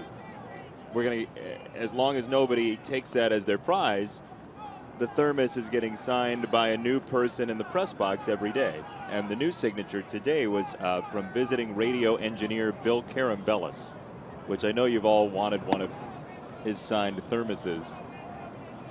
There's a look at the prize shelf before it was peppered. A world of choices for you. You got the hat. All you have to do is get what will be a very easy question right. It's going to be easy today? Oh, yeah. Is that true? Yep. Oh, down goes Upton. Could very well be that Upton, who hurt his knee in the outfield, is still not quite 100%, because this doesn't show real good balance. He turns and then pretty much has that leg kind of collapse from under him.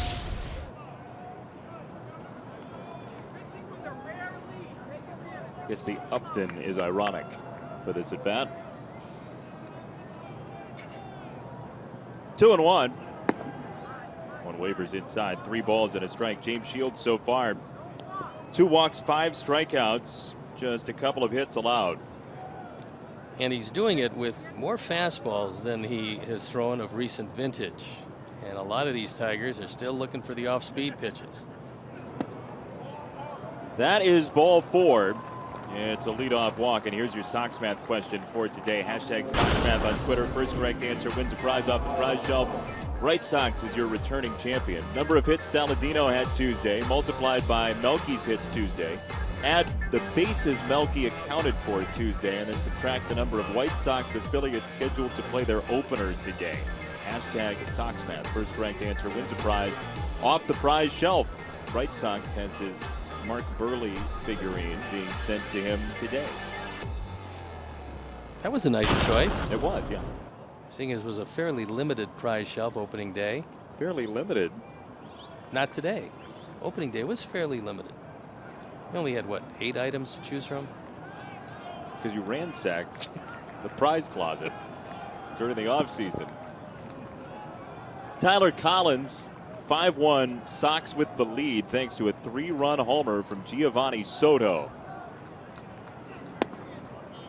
That's ball 1 to Collins, who homered on the second pitch he saw in the second inning.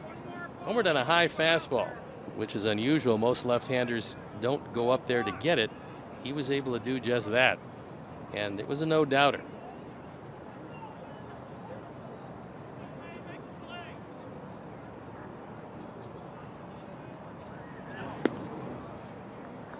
Low changeup, 2-0.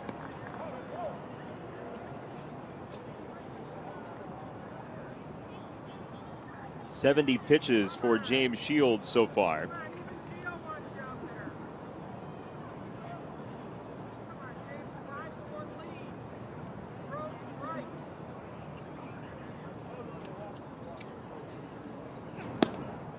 Now 3-0 on Collins. McCann would be next.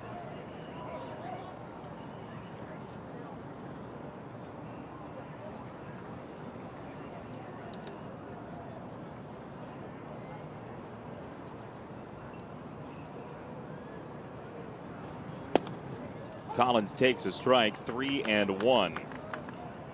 They play Collins as a dead pull hitter. The best thing to do would be to throw something on the outside part of the plate.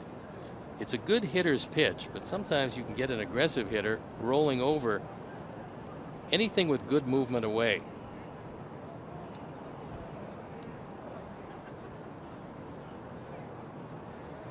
Upton at first, 3-1. That's strike 2. James liked to cut that fastball. That time he threw it over the outside corner. It was a backdoor cutter and a perfect pitch.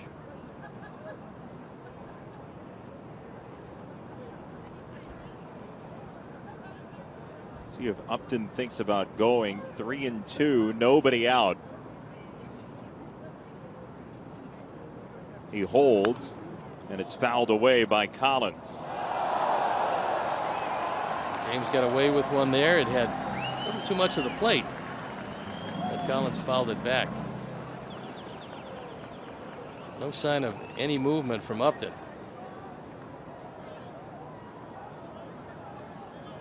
Maybe taking that bad knee into consideration along with a great move by Shields. Upton has no lead at all at first base. Collins in the air, right center field. Jacob May, Avi Garcia. It's May for out number 1. Time now for our Danley's defensive play or player of the game, and it's both. It's a great play by a very good player. The throw is right on the money. Quick tag by Kinsler. And pretty much the ball is waiting for Saladino to arrive. Tyler cut down on a pinpoint and perfect throw from one of baseball's best. When you think garages, think Danley's. 773 Garages. If you can't spell that, it is Garages or Garages. Is that where you put your car in Venezuela? It's exactly, well, yeah, if you have one.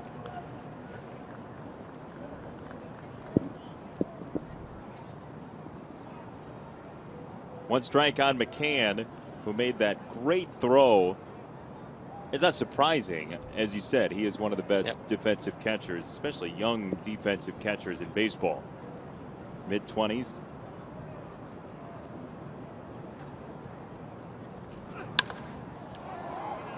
In the air, right field, Avi Garcia, 2 away. Upton remains at first.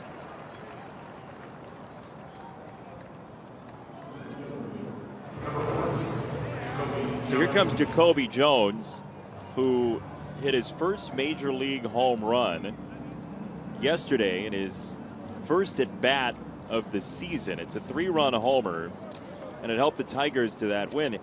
His family came to the game yesterday, and his sister saw him in the morning. His sister Autumn saw him in the morning and said, you know, I'm feeling a home run today.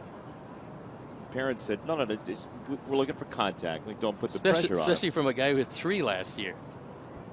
And suddenly, there it went. There it went. A rolling breaking ball down. He took it out of the park. James Shields been throwing it pretty well today, and he doesn't usually throw it all that well against this Tiger team. Last year, 0-2 with an ERA of 6.5. Lifetime, 7-8 with an ERA of 4.5. But today, so far, a very good start. In this, his first start. Upton's off. Soto's throw is late. Upton steals second base. There was no chance at all for Giovanni Soto on that one. He got a running start. Pitch was right down the middle, but not even close to on time.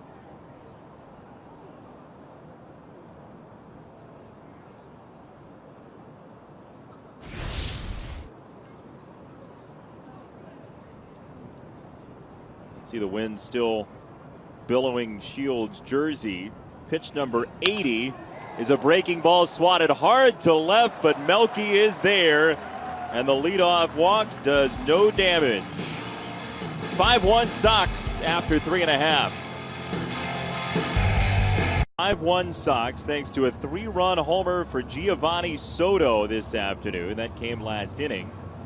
And we're glad to have you along. Jason Benetti, Steve Stone, our entire crew, as the Sox have evicted Matt Boyd from his place on the mound today. The starter for Detroit went just 2 1/3. And it's Anibal Sanchez to face Tim Anderson with ball number 1 here in the 4th.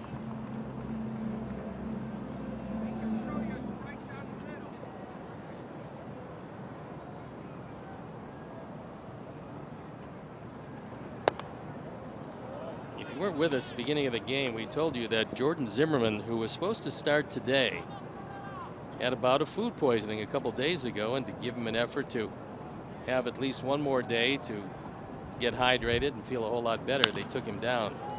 Hot shot to third, rings off Castellanos, and Anderson safe at first.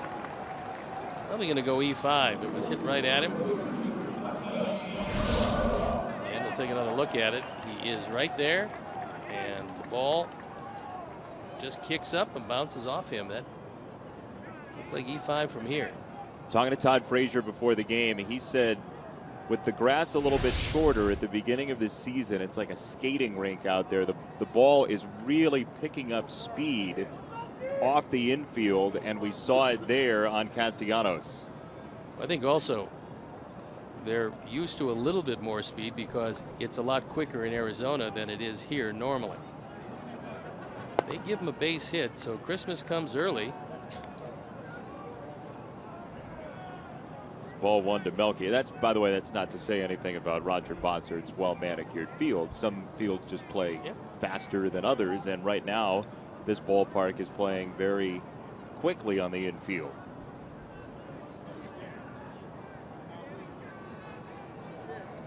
What'd you get me for Christmas if it came early?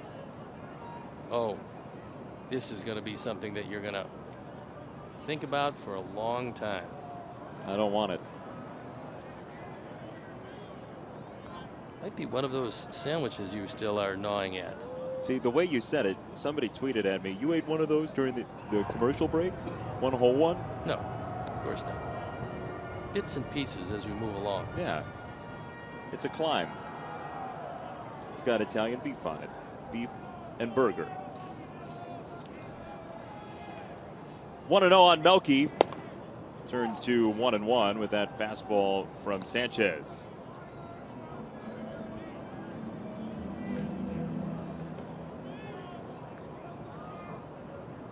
Melky walked in the second, lined out in the first. Looked like Tim might have been thinking about it over at first base. Good solid throw from Sanchez, but Tim is back under the tag.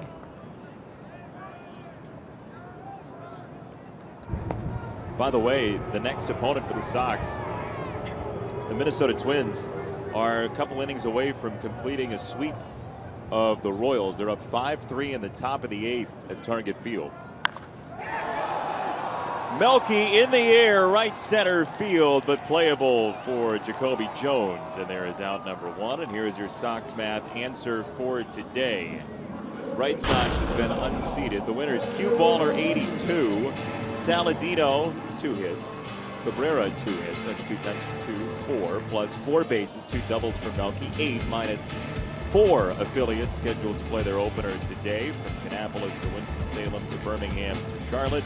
Cue Baller 82 is your winner. You win something off the prize shelf. Congratulations. And you'll be the returning champion tomorrow, which, by the way, a lot of people on Twitter were replying at Red Sox with their answer today. So, yeah, fill up the returning champions mentions on Twitter. Make it memorable that they won the day before. It's a strike to Abreu, who singled to center in the first.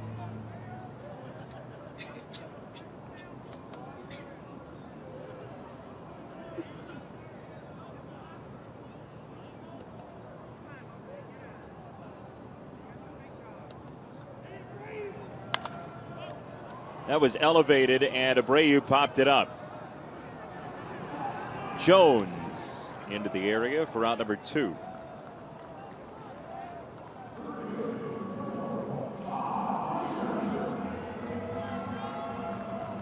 Two down for Frazier, who is 0 for 2 in the game, but has seen a lot of pitches. Got a lengthy at bat to pop out in inning number 3. 11 pitch pop out in the 3rd.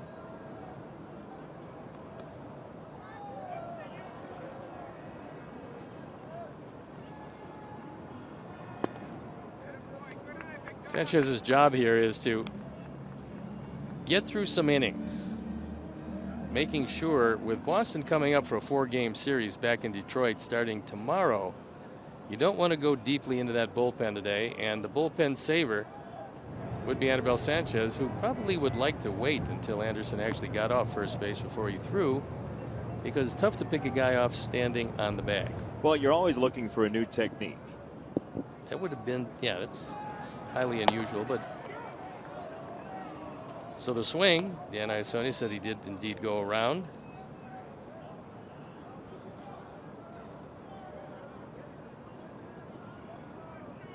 Could try the hidden ball trick, right? Throw to first while he's on the base and then fake the throw back. Could very well, as long as the pitcher does not, and the rule I believe says on or astride the pitching rubber. Popped it up. Foul ground. McCann's after it and no play. He made a whale of a play near his dugout to end the game yesterday. That time, risk reward went by the boards, 1-2. Made a good effort. Knows exactly where the ball is drifting to, and the wind helped take that one out. I keep saying yesterday, by the way. That game was a couple days ago. It was. It just feels like yesterday. You give me a calendar for Christmas? I already got you your present, introducing you to a new restaurant, for you anyway. Manny's, the Fine Deli. Very close to the ballpark, by the way. Very close, yep. I've eaten a lot the last couple days, I'm realizing, after staring at half a sandwich still remaining. Can't believe you couldn't finish that entire sandwich. It's quite good. Very disappointing. Yeah. Thank you for sharing your disappointment in me. No, with our well, crowd. Because of that knish you ate that was the size of your head, I think it filled you up a touch. Good thing I've got a small head. 3 balls, 2 strikes on Frazier. He's seen 20 pitches now in 3 trips to the plate. Castellanos is over toward the line. K-Stod gets in front of one. Breaking ball on the ground. That's why he was over toward the line. Slow breaking ball. Yanked it foul.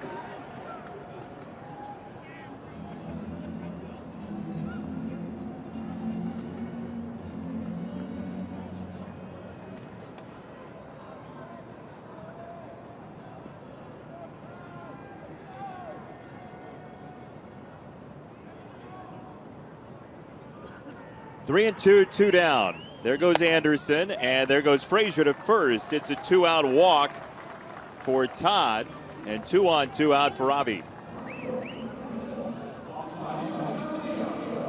It's walk number 6 for the Sox. This would be a wonderful habit to get into, to show the patience that they really didn't show at all last year.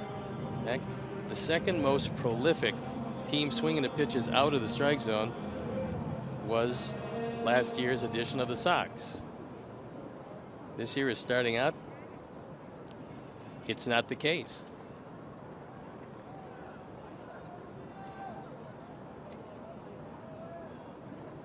Well, Ricky Renteria said right off the bat at Sox Fest, you're going to see a more aggressive team.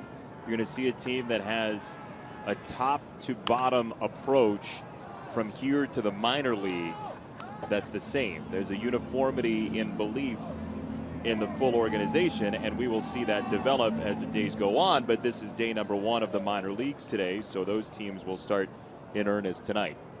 I always thought the best way to develop your system and get players ready to come to the major leagues was make sure you have the same ideas and the same execution, whether it is when you start in the organization at the low minor leagues or even rookie league, and then you move up. You're learning the same thing each and every time. So when you get to the major leagues, there's nothing new to you. You've been doing it for a few years. Big cut, 0-2 on a pitch up to Avi. What gives you an anchor too when you've got a difficult time, which everybody's going to have in baseball. You have an 0 for 15, 0 for 20, you have back-to-back bad starts. There's something to rely on, something to believe in foundationally, right? Well, if you get to the point where you get a belief in the system, and that's one of the things that you have to have, is buying into the system, and then you can execute. Without the belief, which should come first, the execution doesn't usually follow. Sanchez went back up and in, tried to repeat the last pitch, only this one was way up and out of the zone. He originally started his career with the Boston Red Sox, signed as a non-drafted free agent, but he got to the big leagues in 2006 with the Florida Marlins. 10-3 that year with an ERA of 2.83.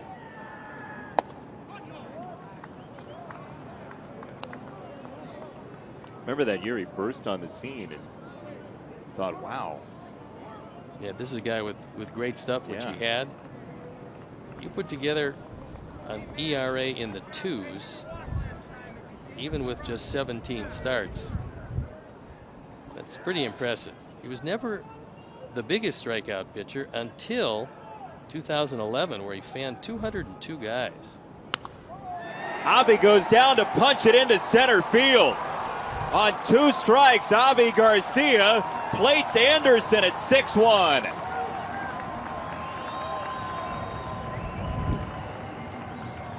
That was an excellent swing from Avi, who waited back long enough to take that low breaking ball and take it into center field. So 2 hits in the opener. That low slider doesn't do him any good as Avi goes down and gets it. Even though he came forward with the front foot, he kept his hands back, and that's really the key. That's what a pitcher is trying to get you to do, is move your hands. There's a lot of really good hitters that can do you some damage. Even though they go out on the front foot, they keep their hands back. Avi did that time and drove in a run. So Tim Anderson's been involved in 2 run scoring plays. He drove 1 in, he scored 1, and Davidson hammers this ball to left field, way back there, and gone.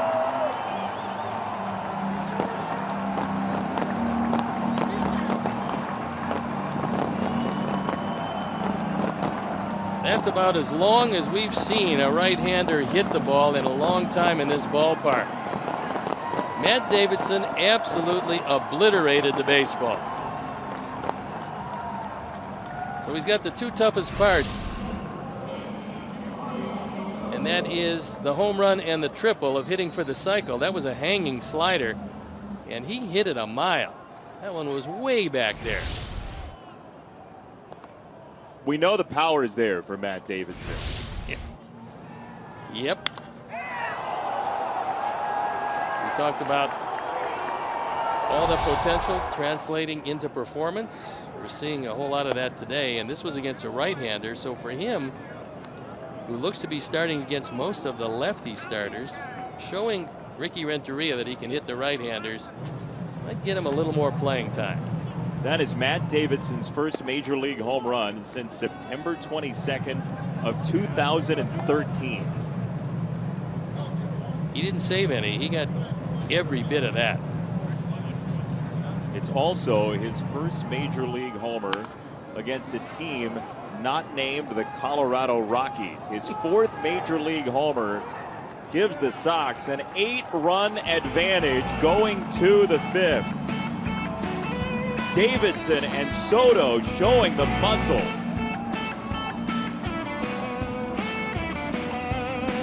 James Shields and Giovanni Soto. Shields throwing the ball very well, limiting this very powerful lineup to just 1 run, striking out a whole lot of guys. And his battery mate, Giovanni Soto, with a 3-run blast. This making it a 5-1 game. So that is our State Farm winning combination. State Farm, here to help life go right. Life is going very right now for the Chicago White Sox, leading 9-1 in the top of the 5th inning. And here is Jose Iglesias, the Tigers shortstop. You know what the score means, Steve. means we're going to play in the park and look ridiculous once again. Well, I speak for myself because I looked ridiculous. Of course, you were right on everything. You just failed to get the right answer. just because you were not nearly in the ballpark when playing in the ballpark doesn't mean you won't be good at it this time around. Yeah, I'm still bitter from that statue. Statues make you bitter? Well, I mean, I had the statue part. I just couldn't guess which one it was. It's okay. We have another chance. Do we? We're going to Today? get one clue this inning as Iglesias goes to his counterpart, Tim Anderson, who hustles over the throw for out number 1. Here's clue number 1. Play along with us, hashtag in the ballpark. I am a person. Okay. My guess is Joe McEwing. That's a really good guess. Steve?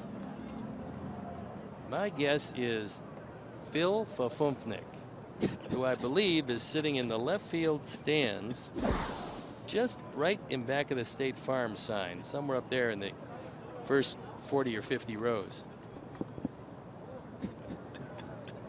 May I have the language of origin, please? Fafumfnik? It is a very proud name from Estonia. The Estonian Fafumfniks? Yes, Did I say that right? I think you did. I think the truck's going to need a buzzer sound effect before long. Ball and a strike on Ian Kinsler, who is 0 for 2. And strikeout and a flyout. 85 pitches for Shields. He has thrown well today. 3 walks, 5 strikeouts, 2 hits, and no hits since the Collins home run in the 2nd inning.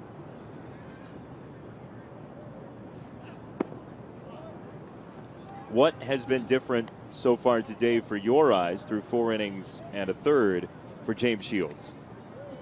Well, just as the Tigers came in with a game plan against Jose Quintana where they laid off that high fastball that he uses so well and also laid off very early the breaking ball in the dirt, Tigers came in with a game plan against James Shields. They were going to look off speed pitch, which is a really good thing to do when you throw over 71% off speed pitches with 2 strikes. You have a tendency to start looking for that. Well, he threw a lot of fastballs today, and I think he surprised a lot of these Tiger hitters. And that has been the key, is that the straight change that he used to throw a great many of, he's not throwing near as many today. In fact, this is a most unusual performance because you usually see many more straight changes. He's thrown a few, but he's gotten some mileage out of the cutter and used his fastball and threw it in good spots. That's been the biggest difference. 3-2. That one fades inside. Ball 4. 1 out walk for Kinsler. Experience White Sox baseball any time of the year and book Southpaw for your next event. Visit whitesox.com/Southpaw for more information. The paw will come to you.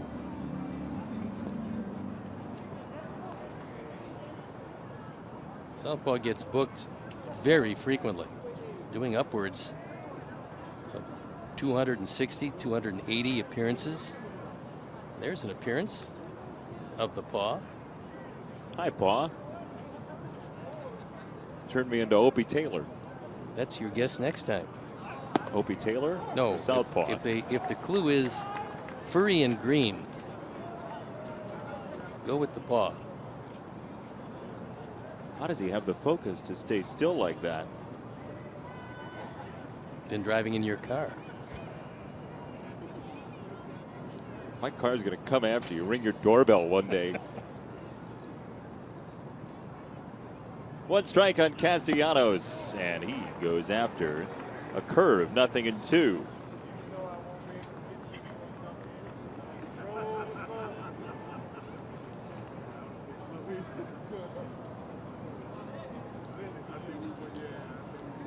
.91 pitches deep for the 35-year-old James Shields against a Tigers team that had 3 home runs in the opener, 2 of which came in the 2nd inning back on Tuesday. 0-2. That breaking ball just stayed outside, and again, a very consistent day for Dan Iasonia in terms of in-out strikes. This one misses, although it's tantalizing. He throws a curveball. It's off the outside corner. Gio tries to bring it back, but to no avail.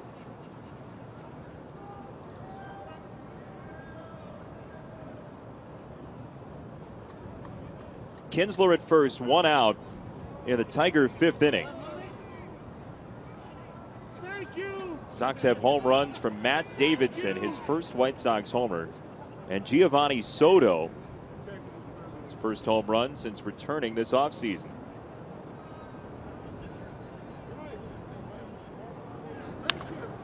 Breaking ball hit in the air, center field.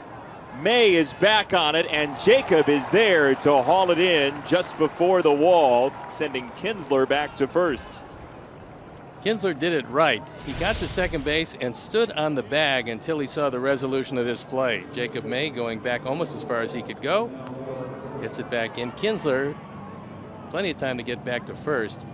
But if May does not catch this, he's going to score from the position he was. And then he doesn't have to worry about retagging because he was standing on second base when Jacob made that catch. I was talking to Jacob before the game and just asked him if the depth is any different with the extra level on the stadium, because in the minors you're not normally seeing an upper deck like he's watching in center field. And he said it was great that he got to #1 play in Milwaukee for the games at the end of spring training, but also he got to play in San Diego at the end of last year's spring training as part of that game too. So that kind of acclimated him to the depth of the stadium, but also there's a different sky here in Chicago. There's that high blue sky in Arizona, and it's not the same on, say, a partly cloudy day like today. No, and another thing that you have to get used to, which you can't until you actually play some games here, is the wind.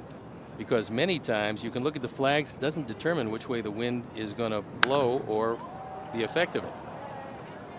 Avi charging in and toward the line, playing the wind. He is there for out number 3. Kinsler is stranded, and Shields is through 5 with a 9-1 lead for the Sox.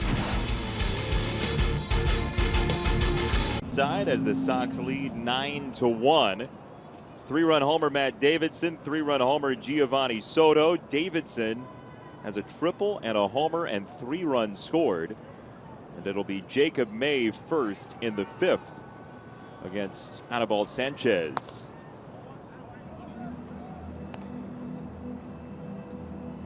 Sox will play Minnesota starting tomorrow, 7:10, first night game of the year. It'll be Phil Hughes and Derek Holland, the scheduled pitchers. Saturday, the lefty Adalberto Mejia against Miguel Gonzalez.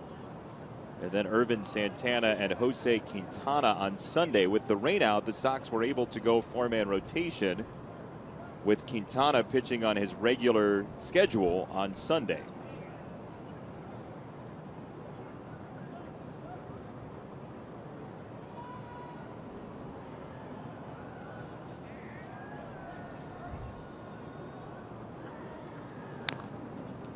That was one of the reasons why, when it became apparent that Carlos Rodon was not going to be able to be active when the season started, there wasn't a whole lot of problems with that, because he was slated to be the 5th starter. And the 5th starter was not going to get much work with 4 off days in April and some inclement weather. We didn't know that 2 of the first 3 would be rained out, but that was the case, although we're going to be able to play 2 and only have 1 makeup with these Tigers. That was a nice running fastball for strike 3 for Sanchez.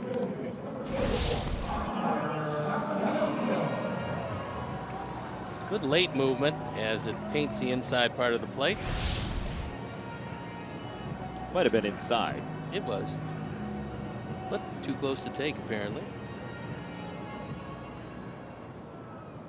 3rd strikeout only for the Sox today, and here is Saladino. 2 walks for Tyler, 3 for the season as he takes a strike. Twins are going to come in unbeaten. They just beat Kansas City in the Masked Royals. An interesting KC on the hat there. Now Royals, They might be a little disappointed after this opening series. And the Twins ecstatic with a sweep. And we're going to see them. They're getting ready to board their charter and head to Chicago. how do you know that? Because they're coming to Chicago. I'm sure they're getting ready. Thought maybe you, in the break, were talking to the pilot. making sure that everything was okay with them. Yeah, just making checking. sure they left most of their bats back in Minneapolis. In the air, right side, Collins on the charge, and there is out number 2. The Twins opened 2-0. 2-0 for the first time since 2007. Well, it's not all that surprising because they haven't been particularly good, but you'd think you could somewhere find a 2-0 start, but not so. And we will find out when they get here. When was the last time they opened up 3-0? They just did. They just did. 2 down for Tim. Strike 1. Tim Anderson, 6-year contract. Club options for 2023 and 2024.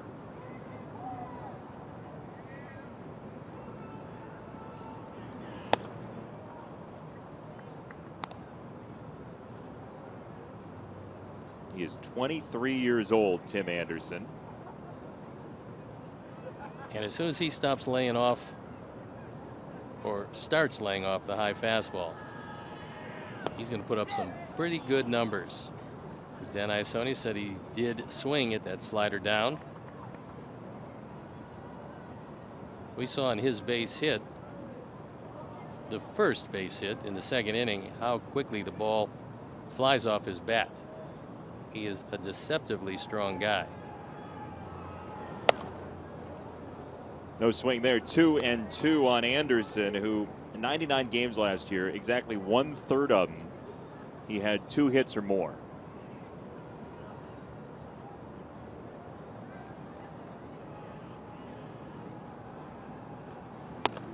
That's strike 3 from Sanchez. A fastball at 92 strikes out Anderson. And the first 1-2-3 inning for Tiger pitching today at 9-1. Sox after 5. True Chicago fans. They got to be happy with the score then. 9-1. Sox with the lead thanks to power from Giovanni Soto and Matt Davidson. A couple of 3-run homers this afternoon. One way or the other, this is going to be the last inning for James Shields as he's knocking at the door of 100 pitches. Pitch number 97 on the way. And the bullpen going for the first time. It looks like Dan Jennings. That's why you shift. There is out number 1 on Victor Martinez. Got a second clue for in the ballpark. Think of me in the first person. Hashtag in the ballpark on Twitter. You can play along with us. We're guessing somebody in the ballpark. Think of me in the first person. First person. Could be Iasone. Dan Iasone. That's your guess? I'm thinking of him in the first person. My guess is Gene Lamont. Okay, for any particular reason? He's the first person on the Tigers staff who's been a Sox manager. First person this year who's been on the Tigers staff who's been a Sox manager. That's the ticket. 1-1 for Upton. See if you can grab one of these straws you're grasping at. I take it neither of us was right. We could be. We're just not. Ball and a strike. And Soto watched it fly away. 1 ball and 2 strikes on Upton. James continues to throw it pretty well. This is a really encouraging outing for him. Right at the 100 pitch mark. Giving up just 2 hits, a double to Castellanos in the first inning. Solo home run by Collins leading off the second, and that's been it. 1-2. Breaking ball upstairs. Again, this is a dangerous Tigers lineup. It's going to have no problem scoring runs this year. Their problem will be, can they shut them down back end of the starting rotation, but also out of that bullpen.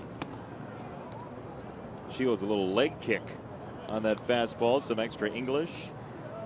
3-2.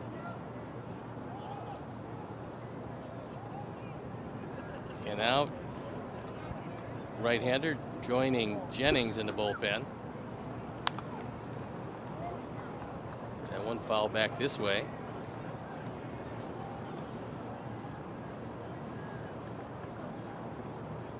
It's Anthony Swarzak joining James Shields.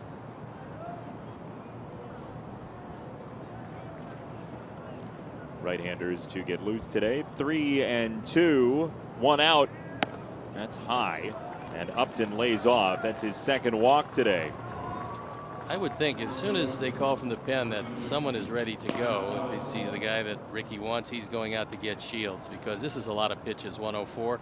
And in fact, here he comes to go out and get James, who had just a wonderful day today. Congratulations go to him. He had a lot of offense, but he threw the ball exceptionally well. So after the walk, the second walk to Upton of the day, James Shields should get a very nice hand from this crowd, and he will leave with a huge lead.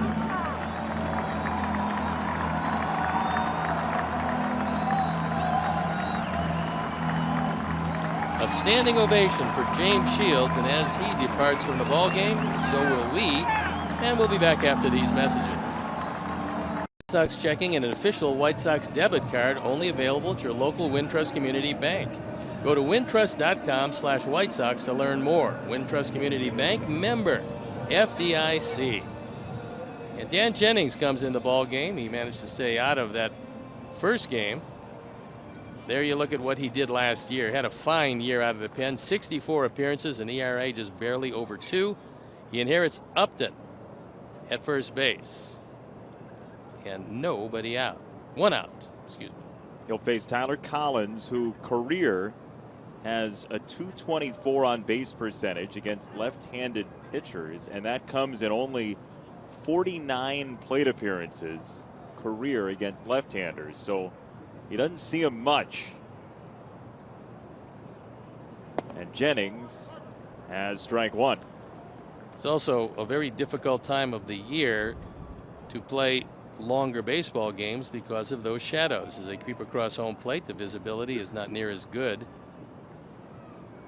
as he's immersed in the shadows with everybody in the field except for Giovanni Soto in bright sunshine.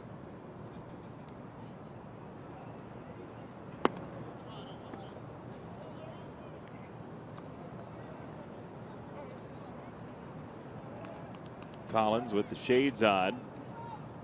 He homered in the second, the only run for the Tigers today.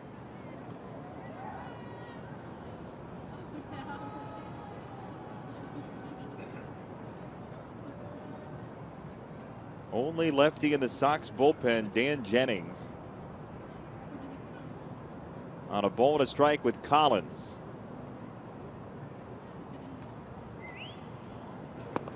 Now 1-2. Just a beautiful game for James Shields, limiting this very powerful lineup to just 2 hits.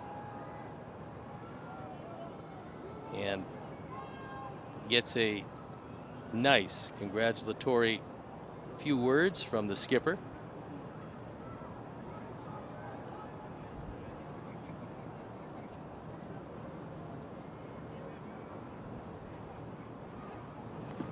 In the dirt, Soto blocks it. 2-2.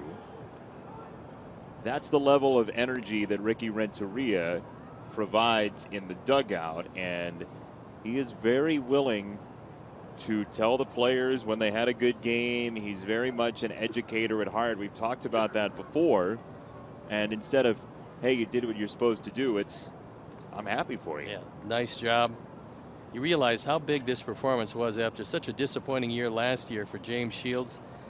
This, if not a critical outing, was certainly one that James wanted to have, and he whipped up a gem.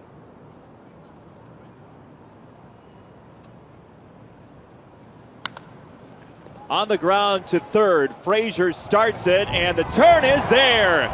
It's a double play and an inning ender at that.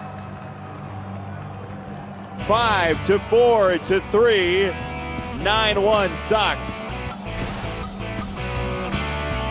or even host a business function in a Diamond Suite at a White Sox game. Diamond Suites can accommodate groups from 10 to 100 guests. Single game packages include a great food menu as well as beverages and parking passes. To purchase, visit whitesox.com/group. Diamond Suite's a good idea today. It's a wonderful idea today. It's a good idea any day, but especially today. Although if you're sitting in bright sunshine, it's not as bad as it could be. Temperature has dropped about 5 degrees as the game has moved along, but it's dry. And that is all that matters, right? Forecast for the weekend looks dandy. 67 on Saturday, 75 and sunny on Sunday. Well, they had originally predicted rain on Sunday. Now looks like it has moved out. So good weather as Southpaw enjoying interaction with the fandom. Tiger fans are texting while Southpaw is over there. Melky serves it to right field and deep, and this ball is off the wall past the glove of Collins. The double factory. Melky Cabrera has his third two-base hit of the season.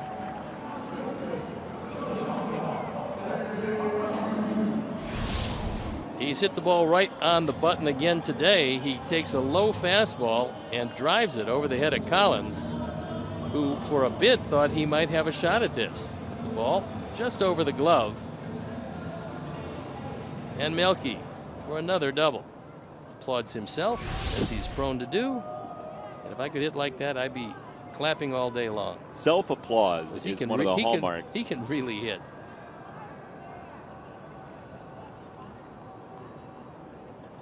Melky's got a couple of very endearing characteristics. Number one is the self-applause. We like that very much. Number two is the tapping of the glove on his leg as the ball comes down to him in the outfield. How about the ceremonial throwing of sunflower seeds at every interviewee? That's another one of our favorites. Could be just about anything that he happens to have at hand. Cotton candy, live birds. That one gets away from McCann. Melky's up to third and taking a big turn around the bag, only to retreat. The frisky left fielder. Settle down, Melky. It is a wild pitch as this one skips in the dirt. Looked like a changeup that got by both McCann. Did not hit Iassogna on its way by, and then McCann couldn't locate it. The irony of a wild pitch hitting the luck is everywhere sign behind home plate is it's good. Sizable. Melky retreats, and the infield comes in to cut off the all-important 10th run. And will not do so. Abreu singles home Cabrera. There is run number 10. On number 10, RBI number 2 for Jose. He takes it right back up the middle through the drawn-in infield. So 2 hits today for him, 2 hits in the opener. Sanchez got that ball up, and Jose doing what he's done in this his 4th year in the major leagues, driving in runs. 103 straight years. As Frazier takes a cut, 0-1. Here's Melky, who finishes his sojourn around the bases, touching home.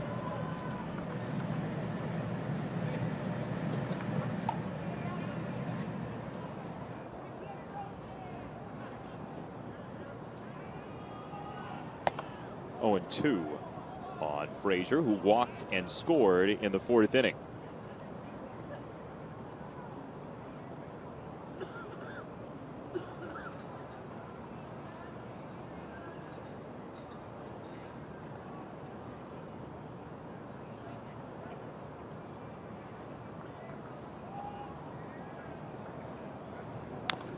Well, Anibal Sanchez has one job today, and that is to eat up as many innings as possible for the Tiger bullpen. Because when he looks out at his bullpen, he will notice that basically that. Even Southpaw is conspicuous by his absence. Nobody is throwing in the pen.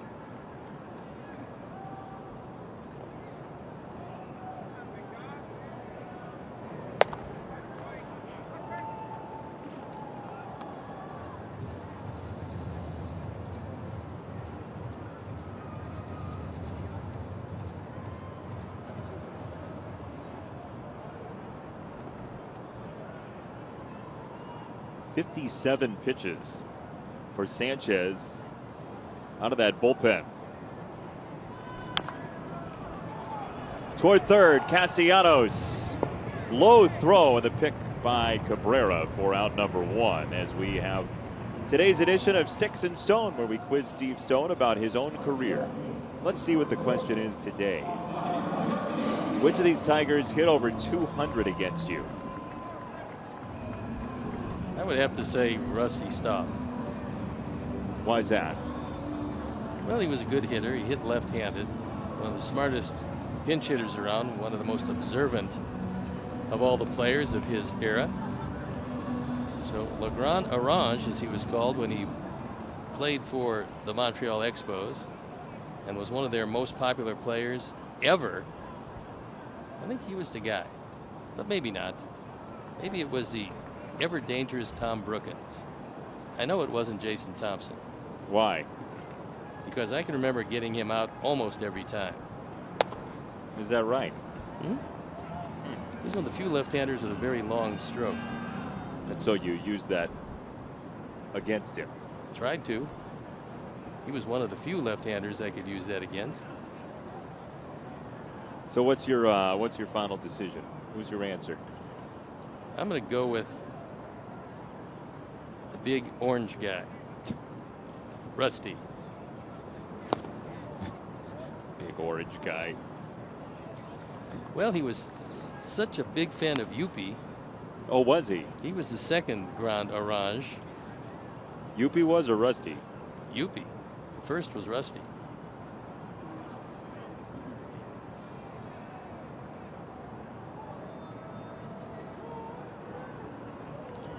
We'll see what the answer is coming up after Avi's resolution. Avi's having a very good start to this year. Well, he got one right down the middle and fouled it back. It was a very good pitch to hit. Take a look at the location of this fastball. It is literally over the middle of the plate and just a foul ball.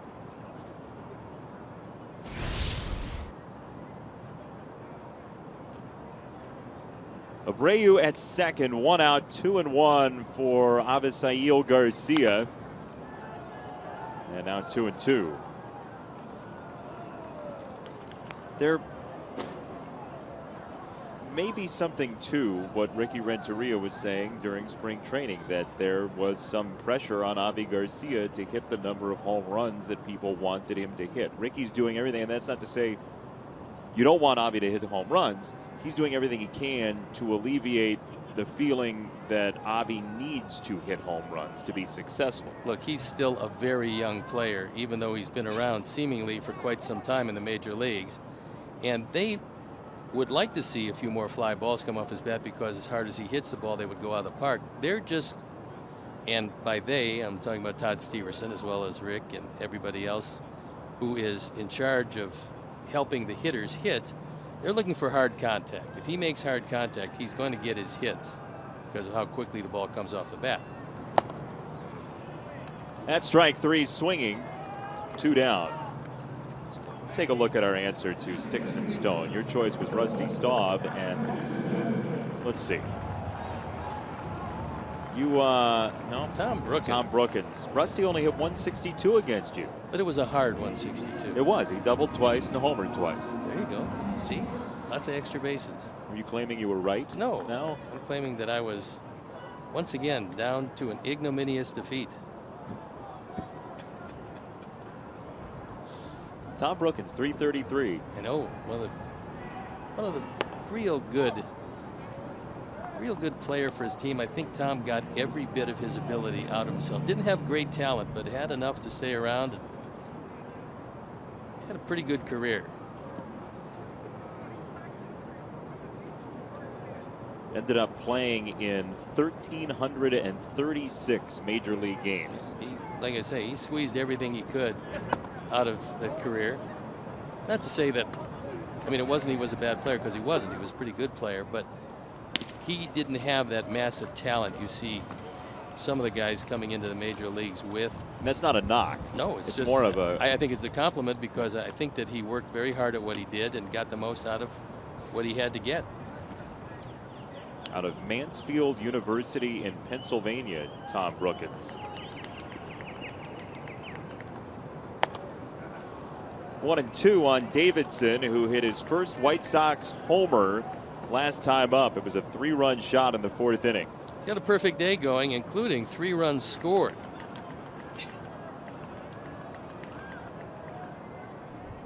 With a chance to possibly get another at bat. You'd love to get a single here to leave it up to a 2-base hit to hit for the cycle. 1-2. That's high. Sanchez has thrown 67 pitches out of the bullpen. You said it. He was up for a possible starting spot. He's throwing like a starter today. Yeah, his whole career, or the overwhelming majority of his career, he's been a very good starting pitcher. So there was no worries with stretching him out, because he made an effort to win a spot in the starting rotation out of spring training. 2-2. That runs over the outside corner for strike 3 on Davidson. And Sanchez gets out of trouble here in the 6th. 10-1, the Sox with the lead.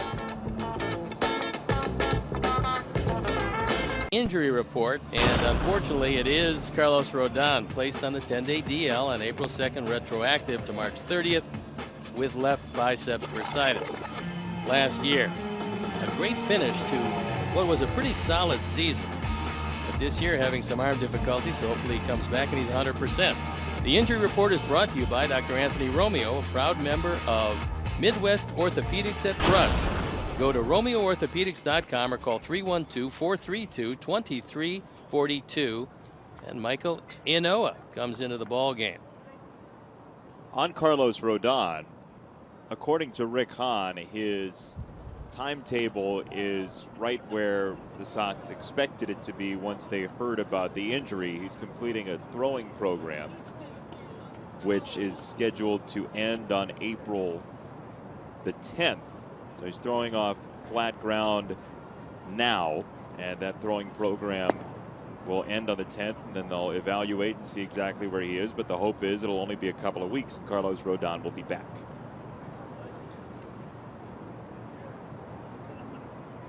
There you look at the numbers. Last year, a very solid season for Michael.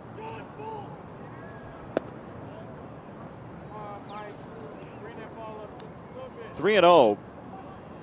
10-1 the score, and the charge for Inoa, you would imagine, is throw a bunch of strikes. Well, he was able to do that last year, closing with a flourish. 8 1/3 scoreless innings in September last year. That covered 6 outings for Michael. There he whips in a strike. 3-1 on McCann.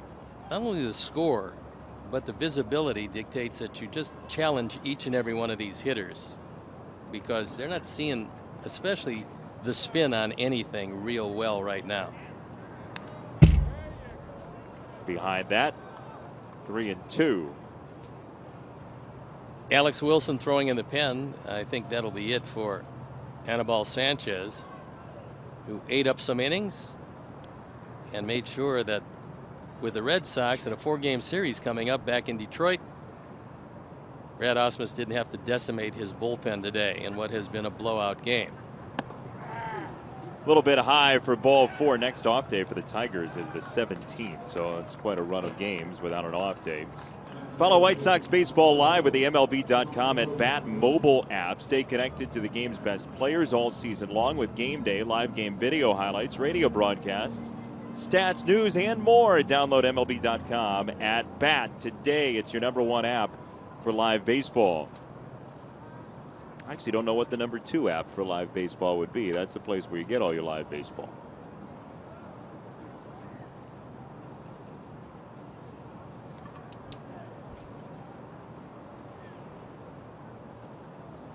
So 1 on, nobody out for Jacoby Jones. Well, a couple more pitches out of the zone, and we're going to see Don Cooper come out from his slumber in the dugout.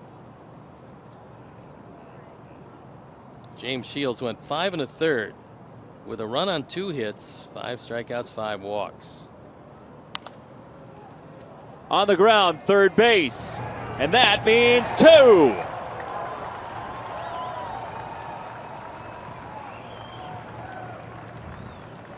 Second real good play by Frazier at third, and a good turn by Saladino at second. Moving to his left, gets a good solid throw off, and Tyler guns it to first base to cut down a very fast runner in Jacoby Jones. Frazier, Saladino, Abreu, 5-4-3 for the second straight inning, and there is strike 1 to Jose Iglesias. That double play in the 6th that ended the 6th for Dan Jennings was a spectacular play by Todd Frazier at third. This one a little more routine, although he had to move to his left.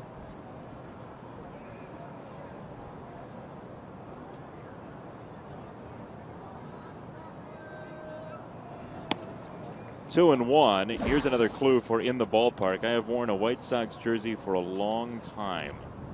In the ballpark. Hashtag in the ballpark. You can guess on Twitter along with us. Long time. Time to think about it. Frazier to first, and that'll retire the side. Ynoa gets the job done. Double play helps. Stretch time. 10-1 the Sox. Plus, special kid-focused activities located throughout the ballpark. Family Sundays, proudly presented by Coca-Cola. Visit whitesox.com/Sundays to purchase your tickets today. Alex Wilson comes in the game. He's one of the 2 Wilsons. Last year, 62 appearances, a 2.96 ERA. Now, they asked him to save 4 games. He was not successful in doing that. He was a pretty good setup man, however, and he comes into this one just trying to get some outs in a game that, from the Tigers' standpoint, lost its relevance very early. 2 in the second, 3 in the third, 4 in the fourth for our Sox. Early scoring took a lot of pressure off James Shields, who threw it very well. And the long ball, which was so prevalent with the Tiger offense in the opener, has moved over to the Sox side as Mickey Matuk takes over in left field. In for Upton. And here is Giovanni Soto, who had part of the thunder early with that 3-run homer in the third. Dixon Machado has checked into play second base as Brad Ausmus tries to get everybody in early in the season. Andrew Romine in at first.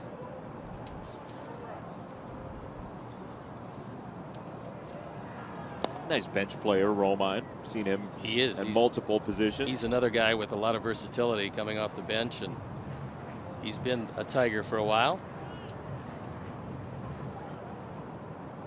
The only player we've not seen in this series is the former Sox catcher, Alex Avila.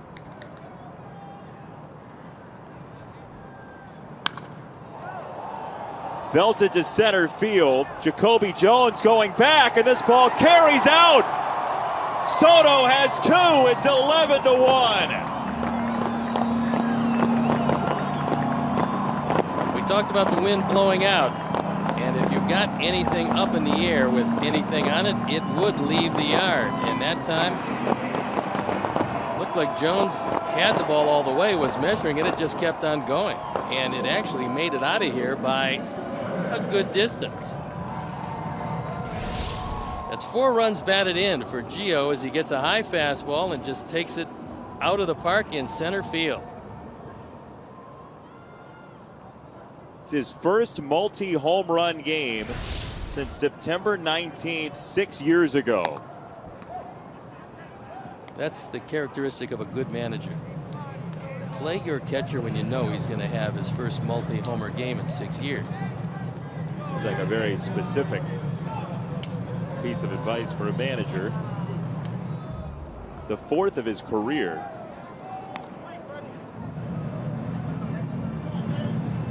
How about that? Giovanni Soto. The first 3 of those multi-homer games came against the Brewers. We saw them a lot. That was his first team in their division, in the Cubs division, was the Brewers. I think they might have figured out how to not give up 2 homers to him as Soto learns the new handshakes and immediately back to putting on the gear. They weren't cheapies. That first one was hit a mile. The second one made it by pretty good distance over the center field wall. That one got Jacob May, and so he takes first base.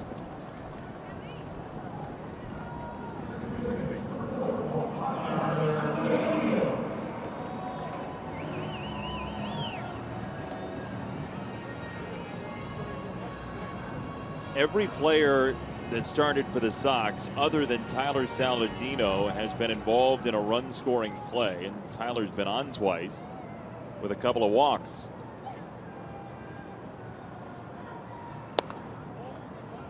It's a ball, 1-0.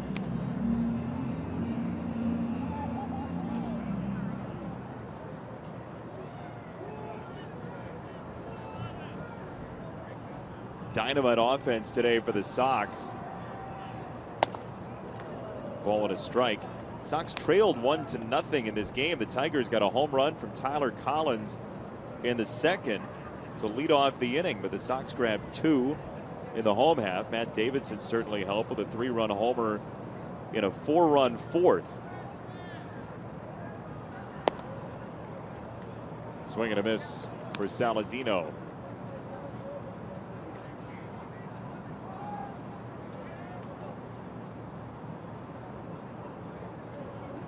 Twins will be in town tomorrow, 7:10 start time, then 1:10 Saturday and Sunday to finish off the homestand before a 3-city road trip.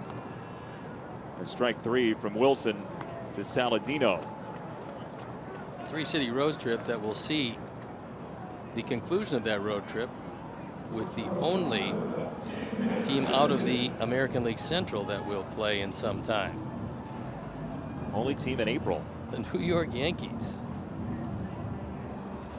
New look Yankees in some ways. A lot of young talent coming through there. They have a very strong system. Anderson pops it up. Machado back from second for out number 2. They had a lot of confidence that Machado would grow into a pretty good player because when they signed him as a 16-year-old, he weighed 130 pounds. So he's certainly filled out somewhat out of Venezuela. And here he is in the major leagues as an extra infielder. And that's really one of the goals of every manager, is getting the guys that they consider extra men enough play. You can get them some play every now and then in a game like this, or get them a start every now and then to make sure that they're sharp as an insurance policy against anybody getting hurt. And Leury will get his first at bat today. Speaking of getting everybody some playing time, Garcia gets his first at bat of the year.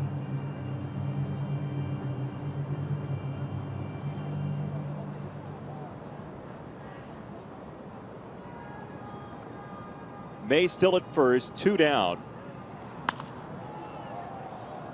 Pump towards center field, Jacoby Jones has out number 3. Sox are done in the 7th, but Giovanni Soto has gone deep twice in his return to the White Sox. It's 11-1.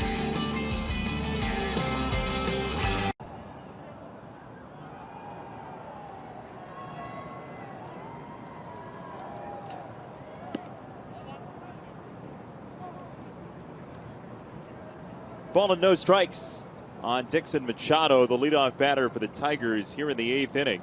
Sox lead by a big number today, 11-1 in the 8th. Now ball and a strike on Machado, who's in for Ian Kinsler. 1 hit, 10 at bats last year in short time for Machado. He's not going to be able to see the spin on the slider very well with this visibility. Now as the shadows creep out toward the pitcher, it becomes a little more difficult on anything spinning. You can see a fastball pretty well. You just can't pick up the spin right away. Awkward looking swing there as Inoa throws to first and gets out number 1. Time for a Honda game summary, and quite a game it's been. Sox lead 11-1. James Shields, 5 1/3 innings, just 2 hits, 1 earned run. Giovanni Soto with a couple of home runs, a 3-run shot in the 3rd, his solo last inning. Matt Davidson with a 3-run homer to go along with his triple, that homer coming in the 4th inning.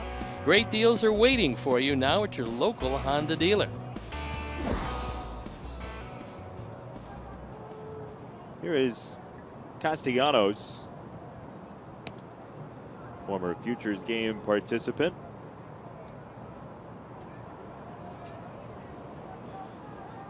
His broken hand last year certainly did not help the Tigers in their run to try to make the playoffs. No, that for them was a big loss, because what he does is normally he lengthens out the batting order. You got a dangerous man just about everywhere in this lineup.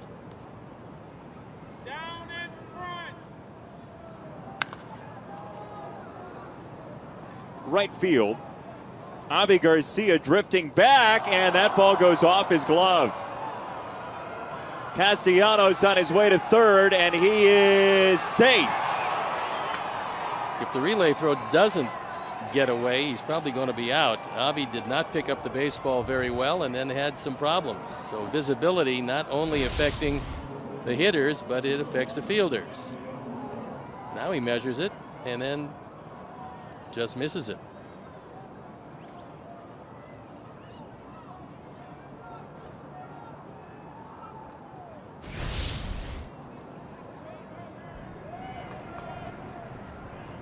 Well, by the way he was stationed initially, looked like he thought the ball was going to come right at him. And it certainly did not do that. No, again, this wind that's blowing very, very briskly out to the right field corner just took the baseball and kept on going.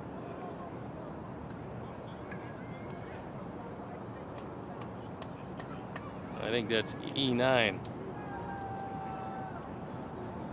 So Romine with a plum RBI chance.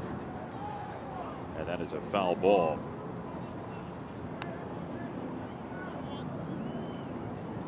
There's Leury Garcia, who is checked into left. So the Sox have Garcia's at the corners here in the 8th.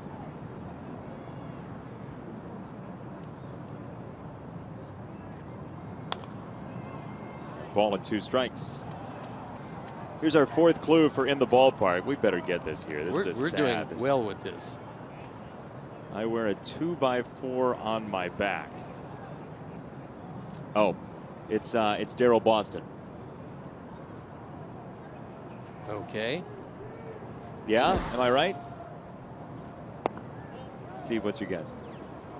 I'll guess Daryl Boston. That's the answer. How about that? We both got it right. That's Daryl unbelievable. Way to go. We're 1 for 2 in the ballpark. We were in the ballpark earlier this time than we were last time. True, we didn't wait for the 5th clue, but the crew tells us we were right. Sorry, no tea parties at my house. that would have Boston. Well, that would have been easy. Yeah. Especially with Debo. the songs I was playing before the game. It's true. How ironic. You had more than a feeling it was Daryl Boston, didn't you? Exactly right.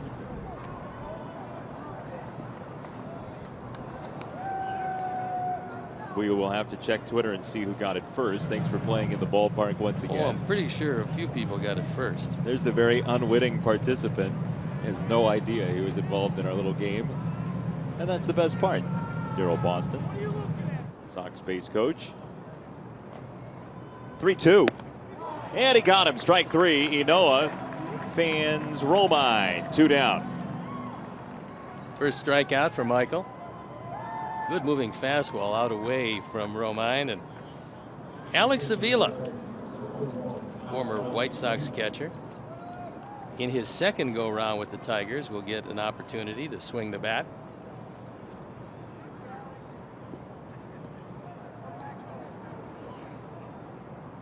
Dealt with some injuries last year here in Chicago. 57 games worth for Alex. He's got Castellanos at third, and a foul ball for strike one. Alex was a very nice guy, and unfortunately for him, physically wasn't the greatest year. He's had a lot of physical problems later in his career. He had some very good years early. Looked like he was going to be one of the better catchers around, and unfortunately had some concussion problems and had more than a few of those, as he would get hit more than any catcher I can ever recall.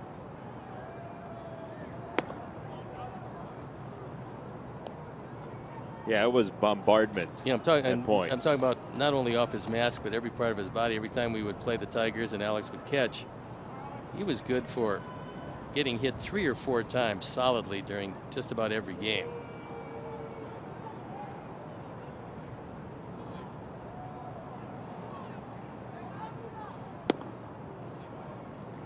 Two balls and a strike. And now Soto goes to talk to Enoa.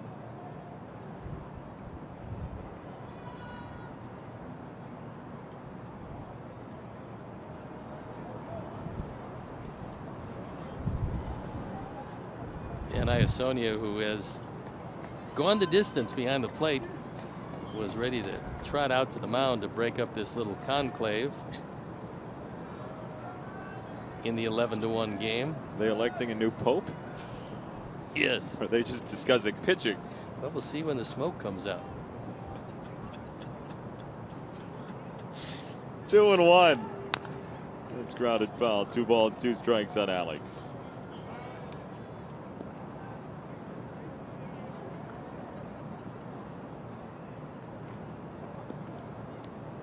No sign of any smoke yet.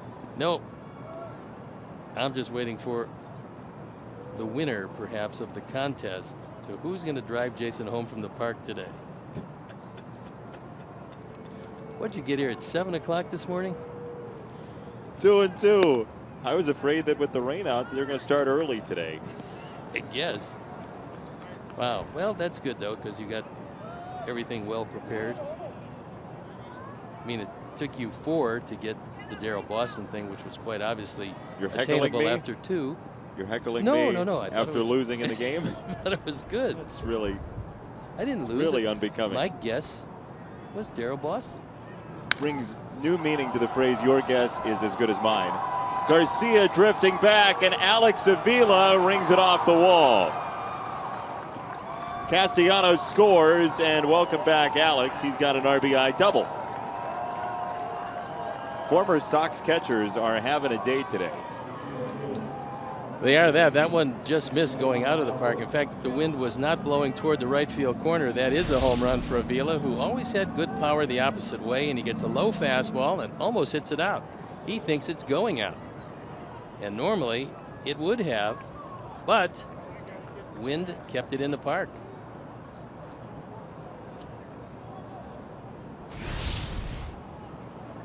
So 1 in, 2 out, and Mikey Matuk is the batter.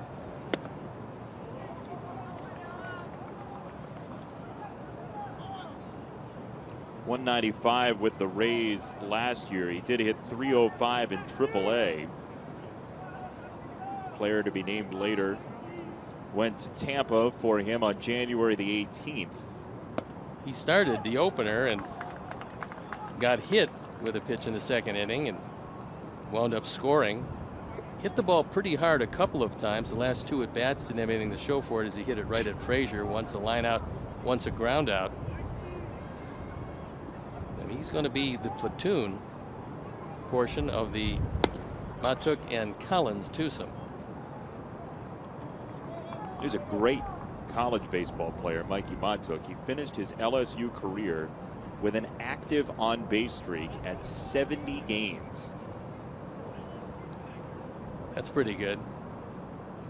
It's a season's worth and then some, depending on how far you go. 2-2 on Matuk.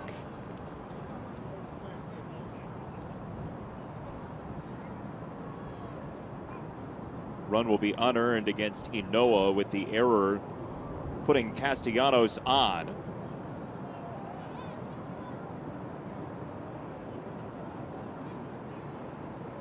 Two.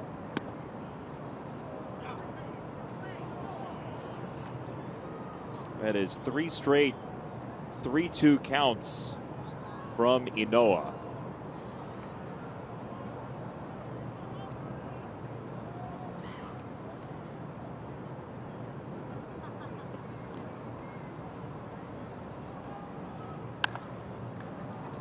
Fouled away.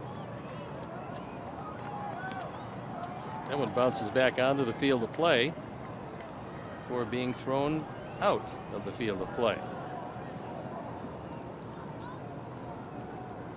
Pitches have been everywhere this at bat. Up and in, low and away, and a couple of strikes.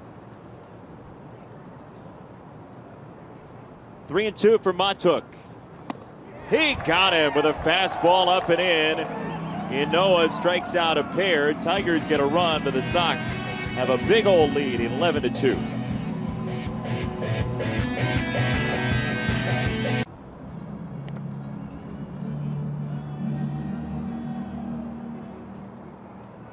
Welcome back to Guaranteed Rate Field. Tigers have made a pitching change.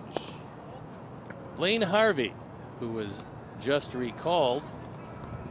There you see what he did last year, 21 games. He was pretty good. ERA of 3.5.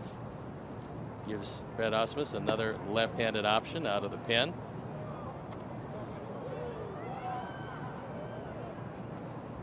He was not here or active for opening day. But as we said, no minor league games to be played, so he's just on the roster after nothing away from the Tigers. The minor leagues get started tonight. Basically everybody's getting underway this evening, including the Sox affiliates. AAA Charlotte has Ronaldo Lopez on the mound for his debut Sox outing. He showed very good stuff in spring training.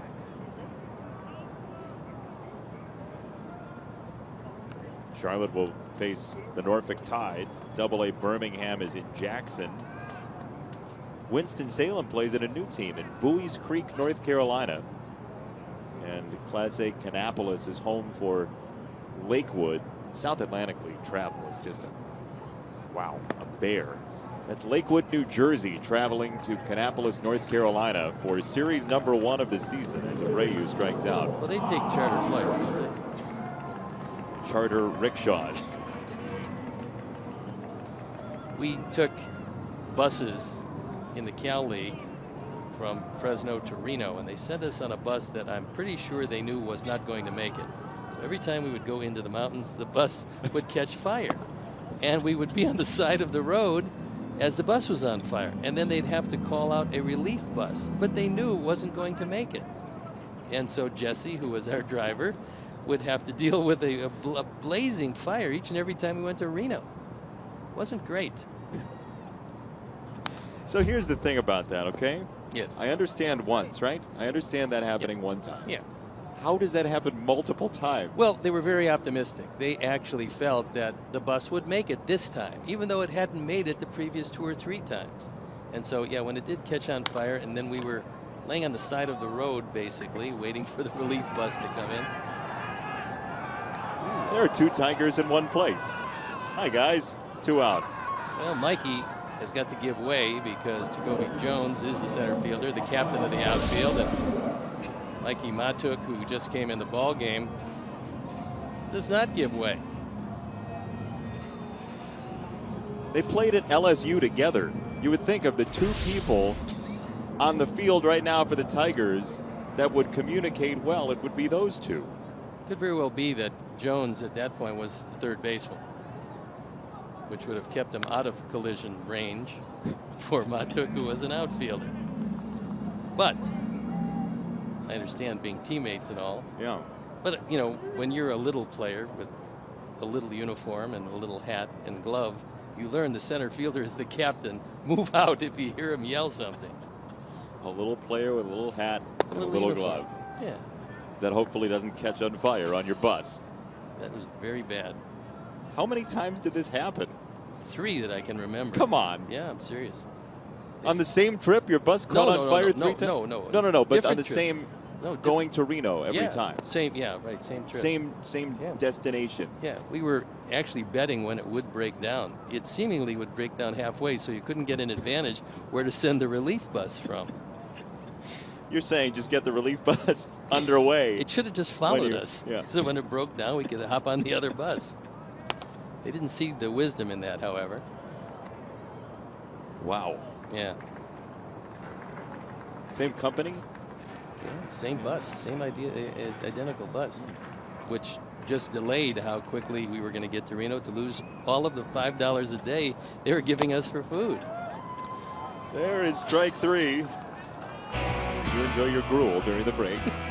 11-2, Sox with the lead, 3 outs to get.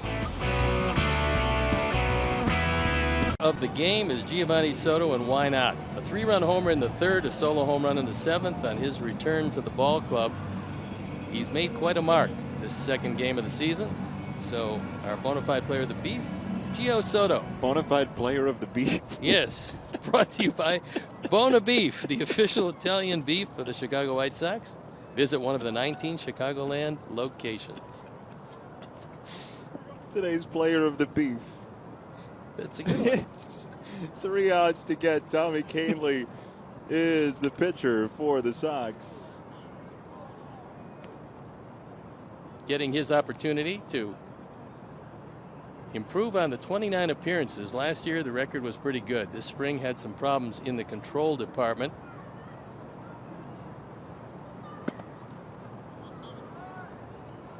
And on the good days, the control is there. On the days that are tougher for Tommy Kahnle, it's not that the stuff isn't good. No, when the control is there, he is tough to hit.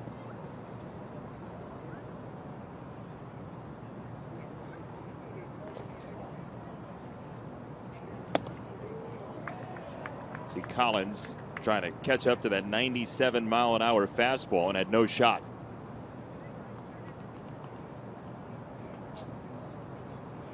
How about the offense today from the Sox? And the long ball, very much in attendance. They also were patient. They drew many more walks than they're used to drawing.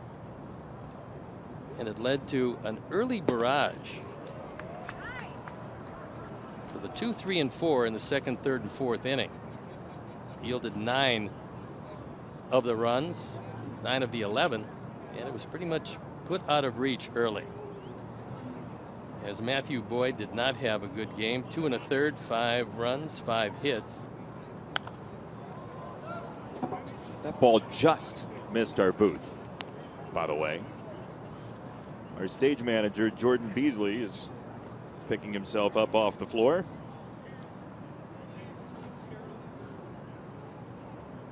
If you're going to duck, make sure you do it before the ball's arrival.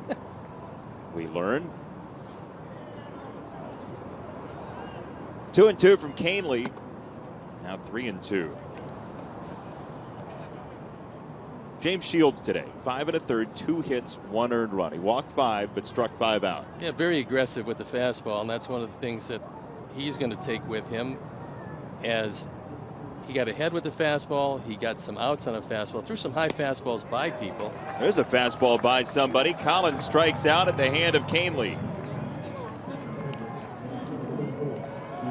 When Tommy gets it over, they just don't square it up very well, and he got that one in the zone.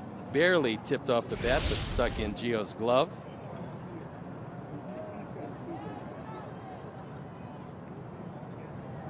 So 1 down for McCann, who's flied out twice and walked most recently.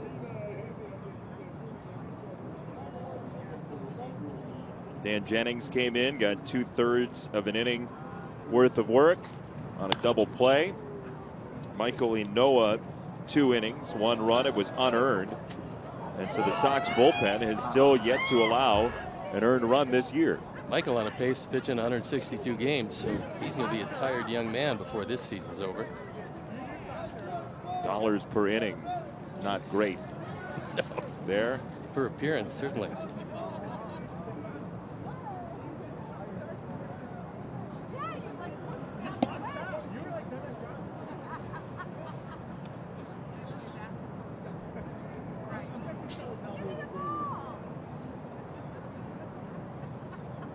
$7:10 start time tomorrow. Sox and Twins. Then 1:10 Saturday, 1:10 on Sunday. The weather is improving day by day for the weekend series. Certainly hope to see you out here at the ballpark. You know, with MLB.TV, fans can come to the park. They can watch the game in the park while they're enjoying the game here, so they can have us and be here. I just think it's a great app because not only do you get to see all the games, but you get a lot of news, a lot of breaking news, a lot of information. It just is an all-encompassing app if you love baseball, as we do. I'm so glad you learned apps. Yeah. If they show up on my iPad, then I use them. If not, well, then I use yours. That goes not only for me, but for you folks. If Steve sees you on the street, he can if you have an app. Take your phone, use your app. Yeah. 1-2 from Canely. Broken bat, shot to left. McCann has hit number 4 for the Tigers. And his first hit of the year.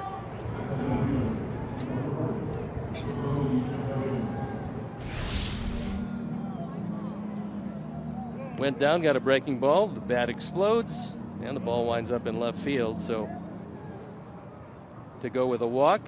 Now McCann, who's made a great throw to second base today, something he usually does, now has a base hit to go with it.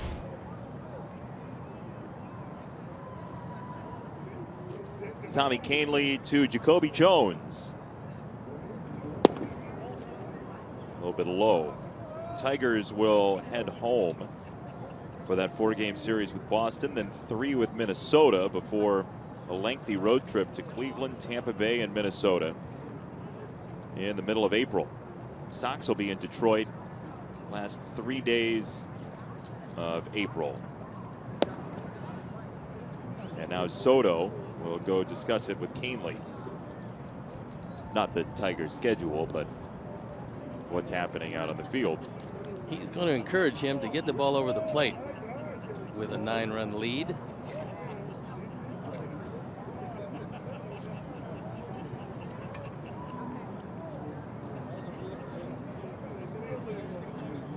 The shadows creep across the ballpark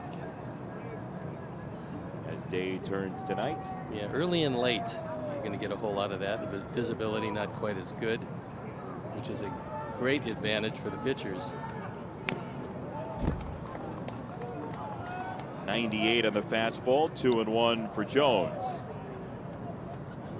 Ricky Renteria looks like he's going to get 2 outs from now. His first win as White Sox manager.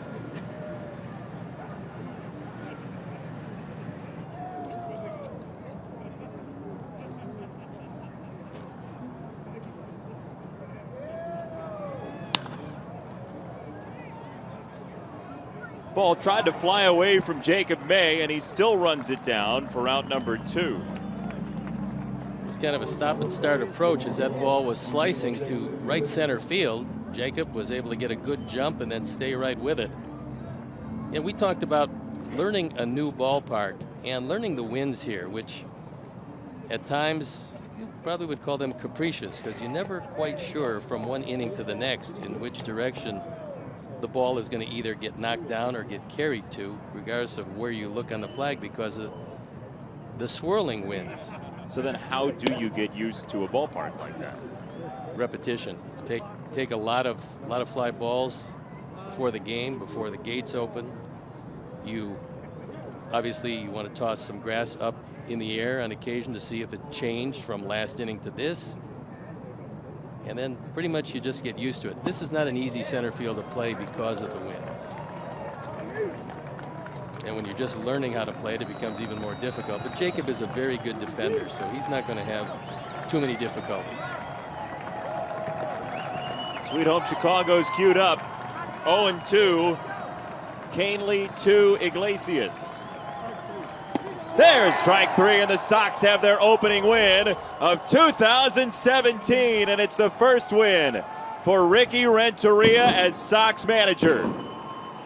We hope the first of many, and this one was played the way Ricky wanted to play it as far as the aggressiveness is concerned. An early bunt by Jacob May forced Matthew Boyd into a bad throw that opened up a 2-run inning, and then of course you can't really play for hitting the ball out of the ballpark, but that's what the boys did in abundance today. The long ball very present in this offense as they pound the Tigers to split the first series of the season. Sox win it 11-2. James Shields gets the victory.